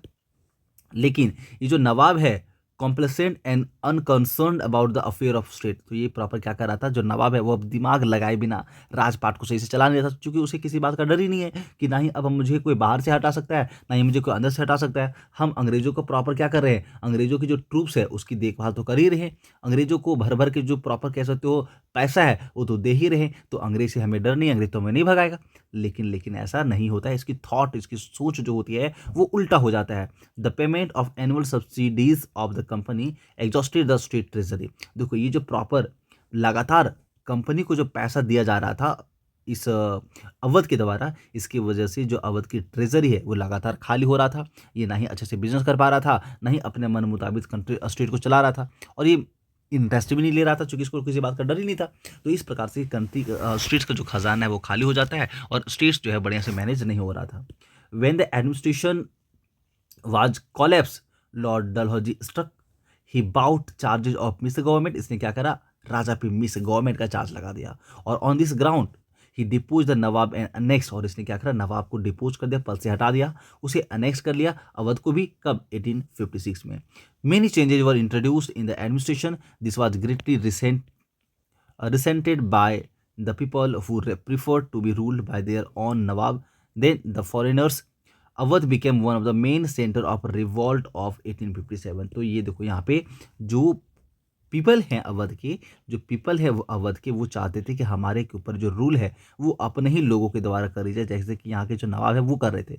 अब जब अंग्रेज यहाँ पे आ जाते, ब्रिटिशर्स आ जाते, तो ये लोग नहीं चाहते थे कि हमारे ऊपर जो ब्रिटिशर्स प्रॉपर रूल करे, और इसीलिए 1857 की प्रॉपर जब वार होती है तो यहाँ के जितने सारे अवध के पीपल होते हैं वो सब इसमें बहुत बढ़ चढ़ के पार्टिसिपेट करता है। आइए फटाफट अब जो हम लोग क्विक रिवीजन कर लेते हैं बच्चों, यहाँ पे क्विक रिवीजन कर लेते हैं फटाफट। बताओ बच्चों मुझे 1757 से लेकर 1765 तक, है ना, 1757 से लेकर 1765 तक जो बंगाल है उसे बैटल के माध्यम से अंग्रेजों ने अपने कब्जे में किया और रेवेन्यू कंट्रोल किया। 1767 से 1799 तक मैसूर को अपने अंदर में लिया, उन्हें बेसिकली यहाँ पे प्रोसेस लड़ा, वॉर हुई, कई टाइम्स वॉर हुई, और साउथ इंडिया को कंट्रोल किया। 75 से लेकर 1818 तक मराठाओं के साथ संघर्ष हुआ, वॉर हुई, और वेस्टर्न इंडिया को अपने कंट्रोल में ले लिया। 1908 और उसके आगे जो है सब्सिडी अलायंस को स्टार्ट करी गई और पॉलिटिकल कंट्रोल लिया। 1848 के और उसके आगे जो है वेरियस स्टेट्स को डॉक्ट्राइन ऑफ लैप्स मेथड के थ्रू डायरेक्ट एनेक्सेशन किया गया। तो अराउंड 1856 तक पूरा इंडिया जो है ब्रिटिश कैप्चर में आ चुका है। The parts of country that were nominally under Indian rulers were effectively under the control of British, यानी कि अब थोड़े पूरे जो भी स्टेट्स बच गए, मैं एक बार आपको दिखाई देता हूँ कि कौन कौन से रीजन हैं जो अभी भी इंडियन रूलर्स के पास था। तो यहाँ पे देखो, ये जितने भी आपको ब्लैक कलर में दिख रही है ना, ये जितनी भी रीजन दिख रही है, यहाँ पे देखो सिख रीजन था, उसे अपने कब्जे में कर लिया। ये प्रॉपर देखो बच्चों, यहाँ पे इधर ना, इधर यहाँ पे प्रॉपर आसपास में मैंने आपको स्टार्टिंग बताया था ना, ये मराठा रीजन था। यहाँ पे देखो नागपुर को ब्रिटिश ने अपने कब्जे में कर लिया, पूना कर लिया, नागपुर कर लिया। ये देखो प्रॉपर यहाँ पे मैसूर हुआ करता था, मैसूर के ये रीजन को छोड़ के बाकी सबको, पूरे को अंग्रेजों ने अपने कब्जे में कर लिया। बंगाल तो बच्चों था ही, यहाँ पे देखो अवध को भी अपने रीजन में ले लिया, ये दिल्ली तो है ही, और ये पूरा रीजन ये हो गया नॉर्दर्न साइड, ये देख सकते हो वेस्टर्न इंडिया, इसे तो सेंट्रल इंडिया, यहाँ पे साउदर्न इंडिया, तो पूरी इंडिया को अंग्रेजों ने अपने कब्जे में तो कर ही लिया है। The British had eliminated all their rivals and established themself at the paramount power. अब यहाँ पे देखते हो जितने भी इसके राइवल्स थे जो उसको अब टक्कर दे सकते थे, उसको सबको हटा दिया है। और ये अंग्रेज ऐसा क्यों कर पा रहे, यहाँ पे क्योंकि यहाँ पे अंग्रेजों के पास ना एक सिस्टम है कि यहाँ पे नेक्स्ट जो है गवर्नर जनरल कौन बनेगा, और इन सबके पास एक अपना एक एम है, एक लक्ष्य है और ये इसी के अकॉर्डिंग ये काम कर रहा होता है। इसने प्रॉपर पूरे इंडिया को जो है वो स्टार्टिंग में ही कि पूरे इंडिया को जो है वो अपने अंडर में लेना है, अपनी मोनोपोली जो है वो इंडिया पे चलनी चाहिए, इसकी उसने प्लानिंग कर ली थी और इसी के अनुसार वो काम कर भी रहा था और पूरे करीब 150 ईयर्स के बाद पूरे इंडिया को उसने कब्जे कर लिया। और इसको करने में देखो 150 ईयर्स भी नहीं लगा ना, क्योंकि देखो 1757 में जब बैटल ऑफ प्लासी हुआ था तब उसने स्टार्ट करी और 1856 में जब 100 ईयर्स हुआ तो देखो पूरे 100 ईयर्स में बेसिकली इसने पूरी इंडिया को अपने कब्जे में कर भी लिया सिस्टमेटिक वे में। और 1856 के बाद से लेकर के 1947 तक है ना, यहाँ पे देखो 1947 तक वो इंडिया में रूल भी किया और रहा भी पूरी तरह से, इंडिया को निचोड़ा भी और फायदा लिया। आइए कौन कौन से फैक्टर हैं जो अंग्रेजों को बेसिकली सपोर्ट किया और वो अंग्रेज लोग सक्सेस हो गए इस मिशन में, पूरी इंडिया को रूल करने में, पूरी इंडिया को कैप्चर करने में, समझते हैं वन बाय वन। पहला है lack of unity among Indian rulers. जितने भी इंडियन रूलर्स हैं उन सब में किसी में यूनिटी नहीं है, सब ईगो से भरे हुए हैं। जो कोई है जो रूलिंग कहीं किसी खास इलाके में कर रहे हैं तो उनके सामने वाले के साथ राइवलरी रहती है। वो मिलजुल करके कि हमें भाई जो जहाँ हो जैसे हो क्या करो, हम भी जिएंगे आप भी जियो, आप भी खुश रहो अपने में, मैं भी खुश रहता हूँ अपने में, लेकिन जब कभी हम दोनों में किसी पे भी अटैक होगी तो हम दोनों क्या करेंगे, मिल करके यूनाइट हो करके उसके अगेंस्ट खड़ा हो जाएंगे। इस प्रकार की जो बातें होती ही नहीं है। Lack of organised and efficient administration in Indian state. जितने भी इंडियन स्टेट्स हैं वहाँ पे प्रॉपर नेक्स्ट रूलर कौन होगा उसका कोई एक सिस्टम था ही नहीं। सुपीरियर मिलिट्री रिसोर्सेज थी कंपनी के पास एक मिलिट्री पावर है, वो भी सुपीरियर है और वो सिस्टमेटिक वे में काम कर रहा होता है, सब ट्रेन था और उन सब के पास एडवांस गन्स और जो प्रॉपर वेपन्स हैं वो थे। और इसके पास इकोनॉमिक रिसोर्सेज भी थे अंग्रेज के पास। जब से उसने बंगाल को अपने कब्जे में किया हुआ था उसके पास से इसे किसी भी वॉर को लड़ने में पैसे की कोई कमी नहीं होती थी। और यहाँ पे नवल सुप्रीमेसी तो ब्रिटिश के पास बच्चों था ही। इस नवल सुप्रीमेसी के दम पर ही तो ये प्रॉपर इंडिया पहुंचा था और जो भी इसके कॉम्पिटिटर थे चाहे वो फ्रेंच हो या फिर डच हो, उन सबको इसने हटाया भी। तो जो वीकनेस है इंडियन स्टेट्स का, इसी की वजह से कंपनी ने पूरे इंडिया को अपने कैप्चर में कर लिया। दूसरा यहाँ पे बच्चों आपको क्या वीकनेस लगती है कि पूरी इंडिया को अंग्रेजों ने कैप्चर कैसे किया, क्या सोचते हो आप? मैं बताऊं अपने बारे में तो देखो मराठा के एग्जांपल देकर के मैं बताता हूं, मराठाज के एग्जांपल देकर के। याद करो जो मराठा में पहले पेशवा हुआ करता था है ना, पेशवा। और ये पेशवा जो है प्रॉपर पूरे मराठाओं का बॉस था, एक तरह से निर्णय लेता था। तो जब तक पेशवा है तो वो क्या था, एक पिलर की तरह था। पेशवा है बच्चों तो क्या थे कि पिलर की तरह था और पूरे मराठा रीजन को, एम्पायर को एक तरह से देखता था और उसे मजबूत बना कर रखा था। लेकिन जैसे ही मराठा पेशवास की डेथ होती है तो अब जो 4-5 ओपोनेंट तैयार हो जाता है, ये कहता है मैं बनूंगा मैं बनूंगा मैं बनूंगा मैं बनूंगा। क्योंकि उस वक्त किसी को लगा ही नहीं था कि पेशवा जिस प्रकार से अभी कंडीशन है तो अंग्रेजी लोग और आगे बढ़ पाएगा। तो ये लोग क्या कर रहा है, छोटा मोटा परिवार बना के, हौसले है तो भोंसले है या फिर जो आपका सिंधिया है, होलकर है, ये लोगों ने क्या करी अपनी अपनी स्मॉल टेरिटरी बना ली है और वो वहाँ पे रूल कर रहा है। अब इसके बाद इसके बाद भी अब ये सब जो पेशवा हैं, ये सब जो प्रॉपर टेरिटरी बनी है उनमें से पेशवा कौन बनेगा, इस बात को लेकर के लोग लड़ रहा है। यार अपनी अपनी टेरिटरी को बढ़िया से इंजॉय करो, मजे करो, बढ़िया सी जो है वो रूल करो और थोड़ी मोड़ी कोई कॉन्सेप्ट आती भी है, छोटी मोटी बातें रहती है, उसे इग्नोर किया करो। तो जब तक बच्चों हमारे जीवन में इग्नोरेंस छोटी मोटी चीज़ों को हम लोग इग्नोरेंस नहीं करेंगे और जो हमारी प्रॉपर फ्यूचर है उसे प्लान करके कि नेक्स्ट हमें इसकी इतने सालों के बाद यहाँ पे पहुँचनी है, ये काम करनी है प्रॉपर, जब तक हमारे पास कोई एम नहीं होगा और जब हम उसके अगेंस्ट काम नहीं करेंगे, तो जब आपके पास प्रॉपर एक एम नहीं होगा, आप उसके अकॉर्डिंग प्रॉपर काम नहीं करेंगे, तो आपका जो ध्यान है इधर उधर भटकेगा ही और आप छोटी मोटी चीज़ों में क्या हो जाओगे, छोटी मोटी चीज़ों में आप फंस जाओगे और फिर आप प्रॉपर स्ट्रगल करने लगते हो। इसलिए आप सब क्या करो, प्रॉपर अपनी एक एम बनाओ कि हमें अच्छी मार्क्स लानी है, फिर आप जो है बच्चों वो प्रॉपर मेहनत करना स्टार्ट कर दोगे, हार्ड वर्क करना स्टार्ट कर दोगे, फिर आपको जो है एग्जाम्स में गुड मार्क्स लाने से बच्चों कोई रोक नहीं सकता है। जहाँ से चाहे आपको मटेरियल मिलेगा, यूट्यूब से पढ़ाई करनी हो तो यूट्यूब से करेंगे। देखो मुझे पता है कि आपके स्कूल में सभी सब्जेक्ट की जो है वो प्रॉपर सिस्टमेटिक वे में पूरी डिटेल्स में और कभी भी कंप्लीट स्टडी नहीं होती है। जब भी एग्ज़ाम आने वाला होगा तो पता चलता है एग्ज़ाम से 2-4-5 दिन पहले किसी एक सब्जेक्ट में सभी जो क्वेश्चन आंसर है वो एक साथ लिखवा दिया गया। तो बच्चे आप लर्न कैसे करोगे? तो आप क्या करनी है, एग्ज़ाम के एंड तक पहुंचने की और अपने टीचर्स का वेट नहीं करनी है। आप अपने लेवल पे जो प्रॉपर जो स्टडी है वो बच्चों यूट्यूब के हेल्प से, साइंस ट्यूशन के हेल्प से प्रॉपर जारी रखो। जब स्कूल में टीचर कराएंगे तब आपकी रिविजन हो जाएगी। आपको तो पता है ना सिलेबस क्या है, आपको तो पोर्शन पता रहता है। और जितने आपके सब्जेक्ट हैं, जो भी चैप्टर्स हैं, चाहे वो एसएसटी का हो या बाकी सब चैप्टर एसएसटी का हो या फिर साइंस का हो, उन सभी चैप्टर्स तो ऑलरेडी जो है प्रॉपर यूट्यूब पे आपको मिल जाती है। आप साइंस स्टेशन के चैनल पे देख सकते हो। तो इस तरह से आप जो है अपनी एम आपके अपने एक अंग्रेजों की तरह आप अपने एक लक्ष्य बनाओ कि आपने क्या करनी है, और उसके अकॉर्डिंग आप काम करना स्टार्ट करो, ताकि आप भटकते नहीं हो, है ना। नवर सुप्रीमेसी ब्रिटिश के पास था, और जो वीकनेसेस है इंडियन स्टेट का, उसने कंपनी को एक्सप्लॉइट किया, और backed by superior resources, political power, economic, military, company transform हो गया एक ब्रिटिश एम्पायर के रूप में इंडिया का। आइए रोड मैप को देखते हैं। और ये रोड मैप प्रॉपर आपका प्रॉपर जो हिस्ट्री है, जितना भी हम लोग स्टार्टिंग से पढ़ी है, उसको आपको पूरी तरह से रिवाइज करा देगा। देखो, तो सबसे पहले 1757 से लेकर 1765 तक ब्रिटिश में संघर्ष हुआ। बंगाल में ब्रिटिश और वहाँ के जो नवाब के बीच में संघर्ष हुआ। प्लासी की वॉर लड़ी गई, बक्सर की वॉर लड़ी गई, और 1765 में फाइनली जो दीवानी है, यानी कि टैक्स कलेक्ट करने का जो प्रॉपर पावर है, वो अंग्रेजों ने अपने हाथ में ले लिया। फिर देखो, इसके ठीक 2 साल के बाद, आफ्टर 2 ईयर्स, यहाँ पे देखो, आफ्टर 2 ईयर्स मैसूर शुरू हो जाता है। और ये प्रॉपर 1799 तक, जब तक ये प्रॉपर ये जो हमारा सेंचुरी फिनिश नहीं हो जाती, 18th सेंचुरी, तब तक संघर्ष चलता है। इसमें 4 वॉर लड़े जाते हैं एंग्लो मैसूर के नाम से। टीपू सुल्तान के साथ 3 लड़ी जाती है, और एक जो इसका पापा है हैदर अली, इसके साथ होती है। फिर 1775 से 1818 तक मराठाओं के साथ संघर्ष चलता है। और यहाँ पे आप कह सकते हो कि मैसूर और जो मराठा है, वो दोनों के साथ प्रॉपर एक साथ ही अंग्रेज डील कर रहा होता है। इनके साथ प्रॉपर 3 वॉर होती है, और फाइनली पेशवा को हरा के 1818 में प्रॉपर मराठा को अपने कब्जे में ले लेता है। फिर पंजाब के साथ संघर्ष होती है 1845 से लेकर 1849 तक, यानी कि ये सिर्फ बच्चों 4 साल के लिए चला। बहुत छोटी सी संघर्ष होती है। इसके बीच में भी 2 वार होती है, और 1849 में फाइनली पंजाब भी अंग्रेजों के कब्जे में। कौन कौन सी पॉलिसीज इसने यूज किया, तो सब्सिडी अलायंस और doctrine of lapse. Subsidy alliance आपका 1798 में इंट्रोड्यूस होती है, और इसे किसके द्वारा करी गई थी बच्चों, तो कमेंट बॉक्स में इसका आंसर बताओ। डॉक्ट्राइन ऑफ लैप्स 1848 में स्टार्ट हुआ, किसने किया, कमेंट बॉक्स में इसका आंसर बताओ। रीजन फॉर सक्सेस क्या था, तो पॉलिटिकल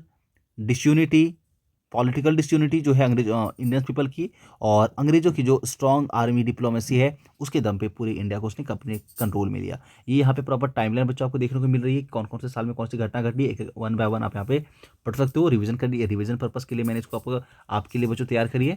चलो, ये देखो, फर्स्ट में आपका क्या है, 1757 बैटल ऑफ प्लासी, 64 बक्सर के साथ, बक्सर में युद्ध, 65 में दीवानी जो है प्रॉपर दीवानी राइट जो है, वो ईस्ट इंडिया कंपनी को मिल गई है। 67 से लेकर 1909 तक एंग्लो मैसूर वार हुआ। 75 से लेकर 1818 तक क्या हुआ, तो एंग्लो मराठा वार हुआ। ये आपका मैं कंक्लूजन दे रहा हूँ ना, कंक्लूजन है प्रॉपर रिवीजन पर्पस में। तो आप क्या करो, कॉपी निकालो, इसे क्या करो, अपने कॉपी में नोट भी करते जाओ। किस बात का वेट कर रहे हो आप सब, या फिर आप चाहो तो इसका स्क्रीनशॉट ले सकते हो, और उसके बाद आप नोट कर लेना। फिर देखो नेक्स्ट टॉपिक है 1798 आता है। यहाँ पे सब्सिडी अलायंस जो है, इसकी शुरुआत करी जाती है। 1799 में टीपू सुल्तान की डेथ होता है, और मैसूर अब अंग्रेजों के कब्जे में।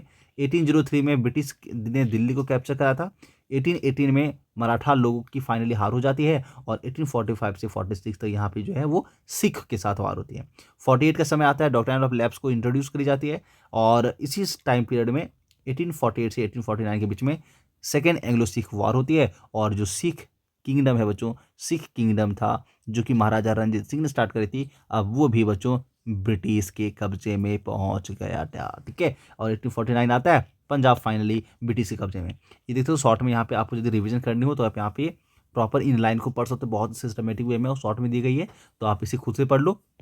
आगे बढ़ते ये इंपॉर्टेंट वर्ड्स है, इन्हें भी आपको आपके रिवीजन के लिए काफ़ी इंपॉर्टेंट, तो इसका आपको इस पर भी आप अपनी एक नज़र डाल लो। और ये रहा आपका एक्सरसाइज। चलिए इसे हम लोग शॉर्ट में कर लेते हैं। 5 सेंटर जो है मराठाओं के, वो क्या था, तो पहला था सिंधियाज ऑफ ग्वालियर में सिंधिया है, इंदौर में होलकर है, बड़ौदा में कौन है, तो गायकवाड़, और पूना में कौन था, तो पेशवा था। ठीक है, और नागपुर में भोसले। तो ये 5 जो डिवीज़न 5 फैमिली जो हैं वो मराठास के थे। जो गवर्नर जनरल है फर्स्ट और सेकेंड एंग्लो मराठा के समय में, वो कौन थे, तो बच्चों नाम है वॉरेन हेस्टिंग, और बाद में आते हैं लॉर्ड वेलेस्ली। और सेकेंड एंग्लो मराठा वॉर के समय में blow to the dash and dash of the Marathas, तो यहाँ पे देख सकते हो power and prosperity of the Maharashtra. ठीक है, तो इसके जो आंसर बाकी की जो है सब कुछ आप पढ़ के बच्चों कर लो। आगे बढ़ते हैं, यहाँ पे देखो तो शॉर्ट में मैं आपकी रिवीजन इसकी करा दूँ। तो सब्सिडी अलायंस बहुत ही सिंपल है बच्चों, ये आपको आ ही रहा होगा कि सब्सिडी अलायंस जो है वो लॉर्ड वेलेस्ली ने स्टार्ट करी है। हैदर अली जो है वो रूलर था मैसूर का। रणजीत सिंह जिसने किंगडम है सिख की उसको स्टैब्लिश किया था। Doctrine of lapse Lord Dalhousie ने लाया। और इंग्लिश ईस्ट इंडिया कंपनी जो है वो पारामाउंट पावर बन गया था इंडिया का ड्यूरिंग टिल 1856 और उसके बाद भी। ठीक है, चलिए, तो इस प्रकार से आज के चैप्टर को हम बच्चों फिनिश कर दी। इसकी क्वेश्चन आंसर चाहिए तो आप कमेंट बॉक्स में कमेंट कर सकते हो, मैं हो सके तो इसकी जो सॉल्यूशन वीडियो है बच्चों वो भी आपके लिए लेकर के आ जाऊंगा। और अगला चैप्टर हमारा जो है चैप्टर 9 है, British policies and their impacts, इसके जस्ट बाद आप ये भी वॉच कर लेना।